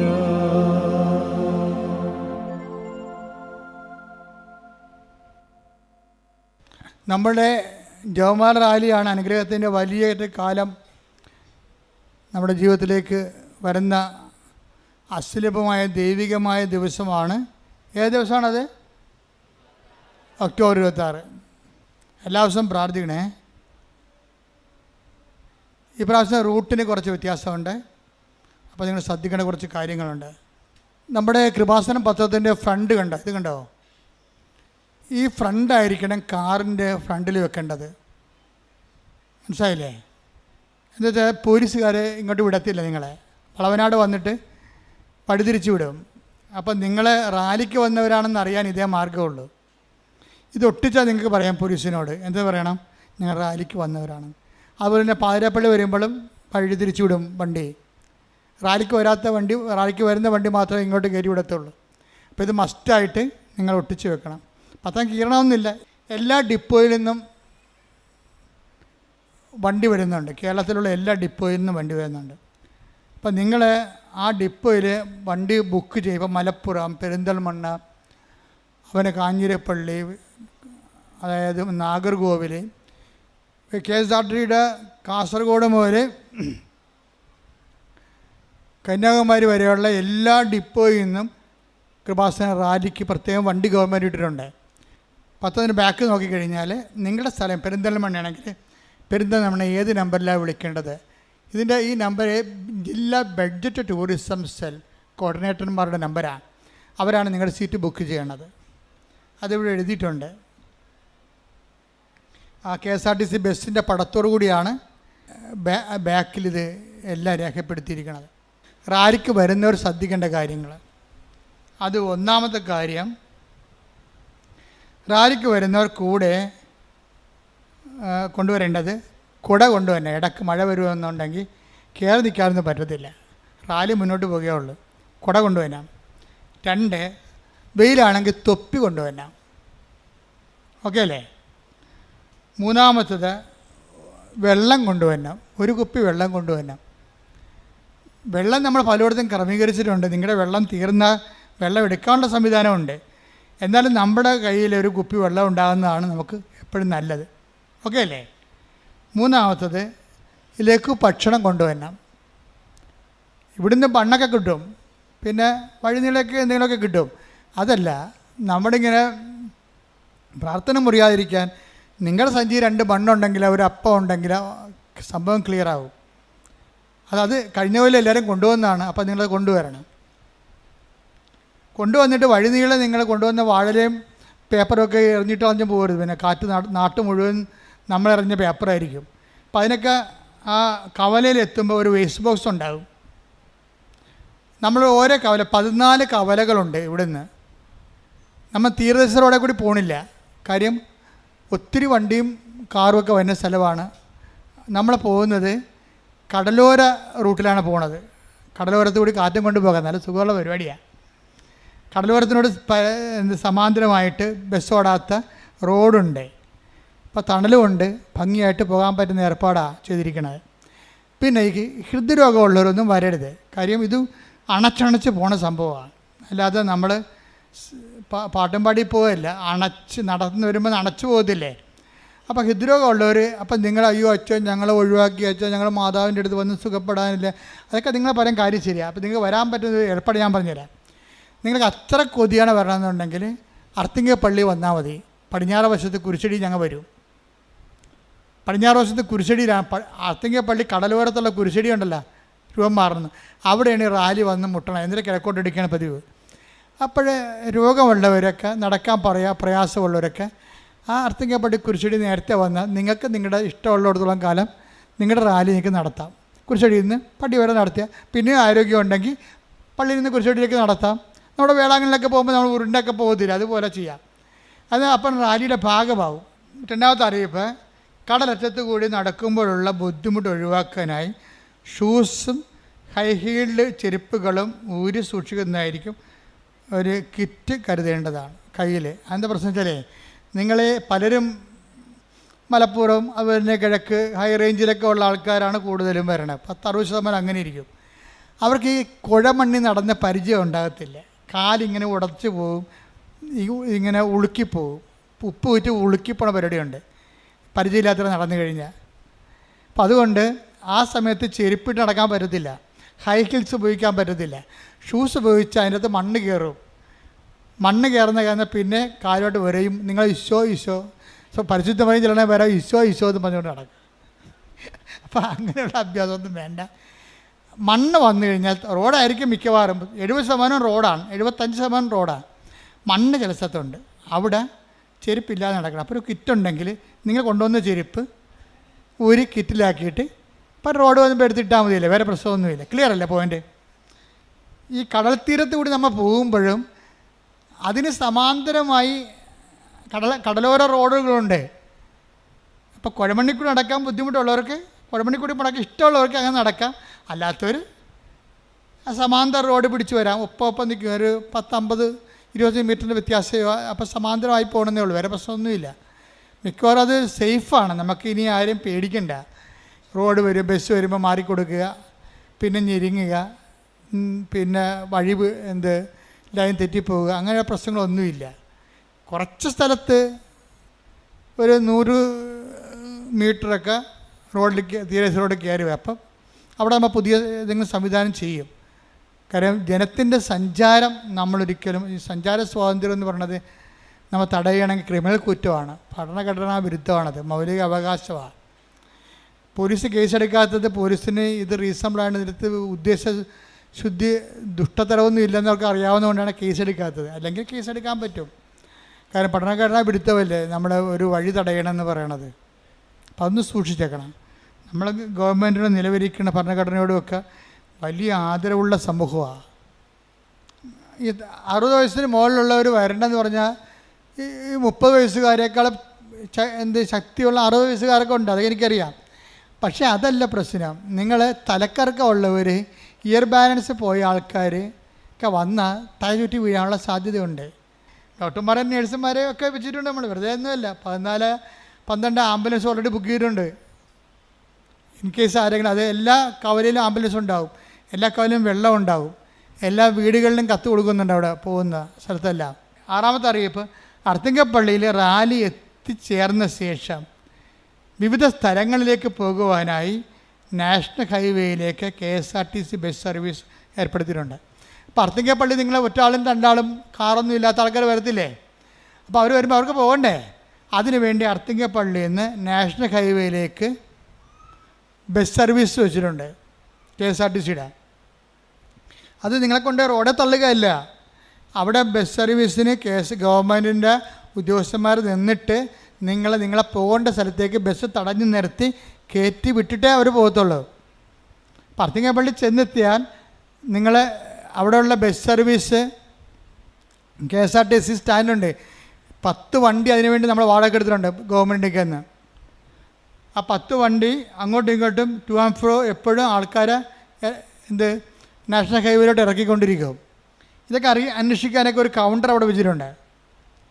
റാലിയിൽ പങ്കെടുക്കുവാൻ വാഹനങ്ങൾ വരുന്നവർ, സ്വന്തം വാഹനം ബുക്ക് ചെയ്ത് വരുന്നവരില്ലേ, അങ്ങനെ റാലിയിൽ പങ്കെടുക്കാൻ വാഹനങ്ങൾ വരുന്നവർ യാതൊരു കാരണവശാലും അർത്തിങ്കൽ റോഡ് സൈഡിൽ വാഹനങ്ങൾ പാർക്ക് ചെയ്യരുത്. പോലീസ് മാറ്റും, അതാണ് പ്രശ്നം. പോലീസ് മാറ്റിയത് തന്നെയല്ല, അത് നിയമവിരുദ്ധമാണ്. അപ്പോൾ റാലി നിങ്ങൾക്ക് സൗകര്യമായിരിക്കും, പക്ഷേ അവിടെ അത് റാലിക്ക് വരുന്ന വാഹനങ്ങൾ പങ്കെടുക്കുന്നതിന് വേണ്ടി 2 ഗ്രൗണ്ടുകൾ അവിടെ സജ്ജമാക്കിയിട്ടുണ്ട്. അത് അവിടെ വരുമ്പോൾ അവിടുത്തെ ട്രാഫിക് ഗാർഡ്സിനെ വെച്ചിട്ടുണ്ട്.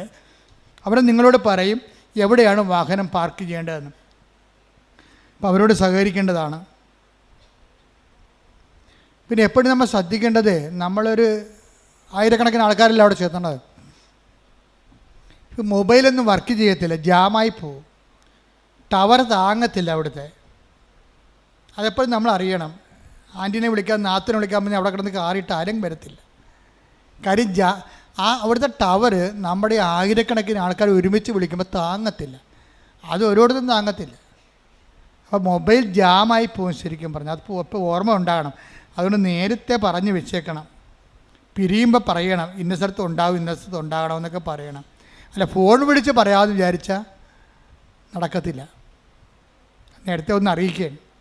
റാലി നമ്മൾ എന്തുമാത്രം സ്വന്തമായിട്ട് ജപമാല ചൊല്ലി ഇത് സുരക്ഷിതമായിട്ട് നടക്കാനും ഇന്നത്തെ സാഹചര്യത്തിൽ ലോകസമാധാനം തന്നെയാണ് ജപമാല റാലിയുടെ ആത്യന്തികമായ ലക്ഷ്യം. കൃപാസന ആൾക്കാരെ ജീവനോടെ പ്രത്യക്ഷപ്പെട്ടിട്ട് അമ്മ നമ്മളോട് ആവശ്യപ്പെട്ടതാണ്. എന്താണ്? ദുരന്തമുണ്ടാകാൻ പോണ്, പ്രാർത്ഥിക്കണമെന്ന്. ആ ദുരന്തത്തിലേക്കാണ് ലോകം പോയിക്കൊണ്ടിരിക്കുന്നത്. നിങ്ങളെപ്പോഴും ഓർക്കേണ്ട വിഷയം വെച്ചാൽ പ്രത്യക്ഷീകരണ പ്രാർത്ഥനയാണ് ഈ കാലഘട്ടത്തിൻ്റെ പ്രാർത്ഥന എന്ന് പറയണത്. അമ്മയുടെ പ്രത്യക്ഷീകരണ സഭ ഏറ്റെടുക്കണമെന്ന് പറഞ്ഞതിൻ്റെ ഉദ്ദേശം ഇതൊരു തീർത്ഥാടന കേന്ദ്രമായിട്ട് മാറിയിട്ട് ആൾക്കാരെല്ലാം ഇവിടെ കൂടി വേളാങ്കണ്ണി ഇവിടെ നിറയാനല്ല പ്രശ്നം. അങ്ങനെ ഒരു അജണ്ട പോലും നമുക്കില്ല. ദൈവത്തിനൊരു അജണ്ടയുണ്ട്. എന്താണത്? ലോകത്ത് ദുരന്തമുണ്ടാകാൻ പോകുന്നു. അപ്പോൾ ദുരന്തത്തിൻ്റെ പോക്ക് ഉണ്ടാകും. കണ്ടില്ലേ? ഞാൻ ഇസ്രയേലിൽ നിൽക്കുമ്പോഴാണ് നെതിന്യാഹു അവിടെ വന്നിറങ്ങിയത്. അപ്പോഴാണ് ഹൂതികൾ മിസൈൽ വിട്ടത്. അപ്പോൾ തന്നെ സയറിനടിച്ചിട്ട് പട്ടാളക്കാർ തന്നെ ഞങ്ങളെല്ലാം കൊണ്ട് ബോംബ് ഷെൽട്ടറിലേക്ക് കൊണ്ടുപോയി ഉടനെ. അപ്പോൾ ഇതൊക്കെ ഞാൻ ആദ്യമായിട്ട് കാണുകയാണ്, ഇതൊക്കെ കേട്ടിട്ടേ ഉള്ളൂ, ഇതൊക്കെ കാണുകയാണ് നമ്മൾ. അമ്മ മാതാവ് ഒരു കാര്യം ചെയ്തു, എൻ്റെ ധ്യാനത്തിൻ്റെ ഇടക്ക് ഉണ്ടായില്ല, ധ്യാനം കഴിഞ്ഞപ്പോഴാണ് സംഭവം നടക്കുന്നത്. ധ്യാനത്തിൻ്റെ ഇടക്കുണ്ടായിരുന്നെങ്കിൽ ആ കണ്ട 800 പേരെ ബോംബ് ഷെൽട്ടറിൽ കൊണ്ടല്ല നിർത്താൻ പറഞ്ഞേനെ, ധ്യാനം നിർത്താൻ പറഞ്ഞേനെ. കാരണം ടെൽഅവീവിൻ്റെ ഹൃദയഭാഗത്താണ് ധ്യാനം നടന്നുകൊണ്ടിരിക്കുന്നത്. വിമാനത്താവളത്തിൻ്റെ അരികിലാണ് ധ്യാനം നടന്നുകൊണ്ടിരിക്കുന്നത്. അപ്പോൾ അത് ധ്യാനം കഴിഞ്ഞപ്പോഴാണ് ഈ സംഭവം നടക്കുന്നത്. അത് വലിയൊരു ഭാഗ്യമായിപ്പോയി. അമ്മ അവിടെ സഹായിച്ചു. അപ്പോൾ ഞങ്ങൾ ആരാധന ടെൽഅവീവ് നടത്തിയപ്പോഴും ഇസ്രയേലിൻ്റെയും സമീപ രാജ്യങ്ങളുടെയും സമാധാനത്തിന് വേണ്ടിയാണ് ആരാധന നടത്തിയത്. അപ്പോൾ അവിടുത്തെ ആൾക്കാരെ പിടിച്ചത് യൂട്യൂബിൽ ഇട്ടിട്ടുണ്ട്. ഇപ്പോൾ ഞാൻ കണ്ടായിരുന്നു കഴിഞ്ഞ ദിവസം. അപ്പോൾ അതെന്താ സംഭവം എന്ന് വെച്ച് കഴിഞ്ഞാൽ നമ്മളുടെ ഉത്തരവാദിത്തമാണ്. ലോകത്തിൽ ഓരോരുത്തരും പറയാതെ അമ്മ ഈ കുഞ്ഞൾത്താരെ വന്ന് പറഞ്ഞെങ്കിൽ അമ്മ നമ്മളെ യോഗ്യമായി ദൈവത്തിൻ്റെ സന്ദേശം കൈമാറാനുള്ള വ്യക്തികളായിട്ടും ശുശ്രൂഷാ കേന്ദ്രമായിട്ടും തിരഞ്ഞെടുത്തുന്നതിന് എൻ്റെ അർത്ഥം. അപ്പോൾ നമ്മുടെ ഉത്തരവാദിത്തമാണ് ലക്ഷങ്ങളെ സംഘടിപ്പിച്ചുകൊണ്ട് അമ്മയുടെ മനസ്സിനനുസരിച്ച് ഈ ദുരന്തം ഉണ്ടാകാതിരിക്കാൻ വേണ്ടി, ലോകസമാധാനത്തിന് വേണ്ടി പ്രാർത്ഥിക്കുക. അതിൻ്റെ ഭാഗമായിട്ട് നമ്മൾ 2001 മുതൽ പ്രാർത്ഥിക്കുന്നവരാണ്.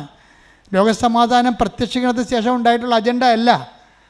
2001 മുതൽ ഈ ജപമാല റാലി നടത്തിയിട്ടുണ്ടെങ്കിൽ അന്ന് 600 പേരാണ് ആദ്യം വന്നത്. 2003 വന്നത് 800 പേര്. ആ ആൾക്കാരാണ് ഇങ്ങനെ കൂടിക്കൂടി ഇങ്ങനെ വളരണം. പ്രാർത്ഥിക്കാനുള്ള ദൈവത്തിൻ്റെ മക്കളുടെ സൈന്യങ്ങൾ ശക്തിപ്പെടുന്നതിൻ്റെ അർത്ഥം. അപ്പോൾ ദൈവത്തിൻ്റെ സൈന്യങ്ങളാണ് നിങ്ങളെന്നുള്ള ബോധ്യത്തിൽ ലോകത്തോടും തിന്മയോടും പോരാടാൻ വേണ്ടി ദൈവം പരിശുദ്ധ അമ്മയിൽ വിളിച്ചു ചേർത്ത മരിയ സൈന്യത്തിൻ്റെ ശക്തികളാണ് ആളായും വേണ്ടി നിങ്ങൾ മനസ്സിലാക്കിക്കൊണ്ട് വേണം ഇത് ആധ്യാത്മികമായ ശുശ്രൂഷയിൽ ലോകത്തിൻ്റെ സംരക്ഷണം നിങ്ങളുടെ കയ്യിലാണെന്നുള്ള ബോധ്യത്തിൽ വേണം. കാര്യം നമ്മൾ പറഞ്ഞാൽ, നമ്മൾ പ്രാർത്ഥിച്ചാൽ ദൈവം അതിന് സീല് ചെയ്യും. അതുകൊണ്ടാണല്ലോ ഈ മദർ തെരേസയും ജോൺ പോളും ഒക്കെ ജീവിച്ചിരുന്ന കാലത്തും അമ്മ ഇവിടെ പ്രത്യക്ഷപ്പെട്ടത്. അപ്പോൾ അത് നിങ്ങൾ മനസ്സിലാക്കേണ്ട സത്യാവസ്ഥകളെ. ഉറക്കം നടിച്ചിട്ട് ഒരു കഥയുമില്ല. കാര്യം അമ്മയാണ് പ്രത്യക്ഷപ്പെട്ടെങ്കിൽ അമ്മ തന്നെ എൻ്റെ കാലം കഴിഞ്ഞാലും ശരി ഈ വിഷയം ദൈവം ടേക്കപ്പ്, ഞാനല്ല ധൈര്യമാണ് നടക്കണേ. അതായത് അമ്മ ജീവനോടെ പ്രത്യക്ഷപ്പെട്ട സ്ഥലമാണെങ്കിൽ അമ്മയ്ക്കറിയാം ഇത് എപ്പോഴാണ് ടേക്കപ്പ് ചെയ്യേണ്ടതെന്ന്. കാര്യം ഇതിന് ഒരു ലോകത്തിൻ്റെ ഗ്ലോബലായിട്ടുള്ളൊരു ഇൻറ്റൻഷനാണ് ഉള്ളത്. ദുരന്തം ഏതുമാകാം. ചെറിയ ദുരന്തം തൊട്ട് വലിയ ദുരന്തം വരെ മനുഷ്യരാശി അനുഭവിച്ചുകൊണ്ടിരിക്കുന്നൊരു കാലഘട്ടത്തിൽ ലോകത്തിലെ ഇന്ന് വരെ പ്രത്യക്ഷപ്പെട്ടതിൻ്റെ ഏറ്റവും വലിയ പ്രസക്തമായ പ്രത്യക്ഷീകരണമാണ് ഇവിടെ നടന്നതെന്നാണ് എനിക്ക് പലപ്പോഴും തോന്നിയിട്ടുള്ളത്. അതുകൊണ്ട് നിങ്ങളിത് ദൈവത്തിൻ്റെ ഒരു വിളി പോലെയാണ്, ദൈവവിളി പോലെയാണ് ഈ ജപമാല റാലിയെ കാണേണ്ടതും അതിൽ സമീപിക്കേണ്ടതും അതിനുവേണ്ടി മധ്യസ്ഥം വഹിക്കേണ്ടതും പ്രാർത്ഥിക്കേണ്ടതും കൂടെ നടന്നുമ്പോൾ പ്രാർത്ഥിക്കേണ്ടതും. ആരും പ്രാർത്ഥിച്ചൊന്നും തരാനില്ലെങ്കിലും നിങ്ങൾ സ്വന്തമായിട്ട് ജപമാല ഈ ഗ്രൂപ്പിൽ റാലി പങ്കെടുക്കുന്ന എല്ലാവരും പ്രാർത്ഥിച്ചുകൊണ്ട് ഇരിക്കണം. അല്ലാതെ വെറുതെ നടന്നു പോകരുത്. ശവഘോഷയാത്രയായിട്ട് മരിപ്പിൻ്റെ കൂടെ കുറേ ആൾക്കാർ ഗതികിട്ട പ്രേതങ്ങൾ കൊണ്ട് നടക്കത്തില്ലേ, മരിപ്പിന് ഇവിടെ വേറെ മരിപ്പായിട്ട് നടന്നുകൊണ്ട് പോകത്തില്ലേ? അങ്ങനെയുള്ളവരൊക്കെ ഞാൻ കാണുകയാണെങ്കിൽ മിക്കവാറും പണിയായിരിക്കും. മരിപ്പിൻ്റെ കൂടെ വേറെ മരിപ്പായിട്ട് നടക്കാനല്ല നിങ്ങളെ വിളിക്കണത്. നിങ്ങൾ ദൈവത്തിൻ്റെ സൈന്യമെന്ന രീതിയിൽ ലോകത്തിൻ്റെ സമാധാനത്തിന് പ്രാർത്ഥിക്കാൻ മാതാവിൻ്റെ മധ്യസ്ഥ ഞാൻ ദൈവത്തിൻ്റെ നാമത്തിൽ വിളിക്കുകയാണ്. അത് മനസ്സിലാക്കിയിട്ട് ഈ ഉത്തരവാദിത്വം ദൈവം നമ്മളെ ഏൽപ്പിച്ചതാണ്. ഇത് വിജയകരമായി പൂർത്തിയാക്കാൻ വേണ്ടി ഇന്ന് വരെ നിങ്ങൾ പ്രത്യേകം മധ്യസ്ഥം പ്രാർത്ഥിക്കണം. ദിവസവും ഇവിടെ കുർബാന രാവിലെ 7:30 മണിക്കാണ് കുർബാന. എല്ലാ ദിവസവും ഇവിടെ വൈകുന്നേരം 6:30 മണിക്കും കുർബാന ഉണ്ടായിരിക്കും. റാലിയെ സഹായിക്കാൻ ഉദ്ദേശിക്കുന്നവർ ഓഫീസുമായിട്ട് ബന്ധപ്പെടുകയോ അല്ലെങ്കിൽ ഇതിൻ്റെ പത്രത്തിലുള്ള സംവിധാനങ്ങൾ ഉപയോഗപ്പെടുത്തുകയോ ചെയ്യണം. പിന്നെ ഇവിടെ ഞാൻ കണ്ട ഒരു സത്യം, ഈ നമുക്കറിയാം നമ്മുടെ തിരി, ഉടമ്പടി തിരി എന്ത് കളറാണ്? പച്ചയും നീലയും അല്ലേ? അപ്പോൾ സാത്താൻ പുറത്ത് വർക്ക് ചെയ്യുന്നുണ്ട്. സാത്താൻ കരച്ചാൽ ഉടമ്പടി തിരിയാണ് തെറ്റിദ്ധരിപ്പിച്ചുകൊണ്ട് അച്ഛൻ വെഞ്ചരിച്ചാണെന്നൊക്കെ പറഞ്ഞുകൊണ്ട് പുറത്ത് കച്ചവടം ചെയ്യുന്നുണ്ട്. അത് നീചമായ ലാഭമാണ്, സാത്താൻ്റെ പ്രവൃത്തിയാണ്. അത് വിശ്വാസികൾ കണ്ടറിഞ്ഞ് വേണം കൈകാര്യം ചെയ്യാൻ. അവിടെ കിടത്തക്കാരല്ല, അവർ ബുദ്ധിയും ബോധവും ഇല്ലാത്ത ആൾക്കാർ എന്താണ് ഉടമ്പടി ഒന്നും അറിയാൻ പാടില്ലാതെ വിറ്റ് കാശുണ്ടാക്കുകയാണ് അവർ ഉദ്ദേശം. പക്ഷേ ഇത് നീചമായ ഒരു കാര്യമാണത്. എന്താ കാര്യം? ഉടമ്പടി തീയുടെ പവിത്രത നഷ്ടപ്പെടുത്തിക്കൊണ്ട് അത് മാർക്കറ്റിൽ സെയിൽ ചെയ്യുകയാണ്. അത് അച്ഛൻ വെഞ്ചരിച്ചാണെന്ന് വ്യാജ പ്രചരണം നടത്തുകയും ചെയ്യണം. അപ്പോൾ നിങ്ങൾ മനസ്സിലാക്കണം, ഇവിടെ വരുന്നവർ വെഞ്ചരിച്ച സാധനങ്ങൾ 12 പ്രാവശ്യം വെഞ്ചരിച്ച സാധനങ്ങൾ കൃപാസനത്തിൽ മാത്രമേ കിട്ടത്തുള്ളൂ. അത് ഉടമ്പടി എടുത്തവർക്ക് മാത്രമേ ലഭിക്കത്തുള്ളൂ.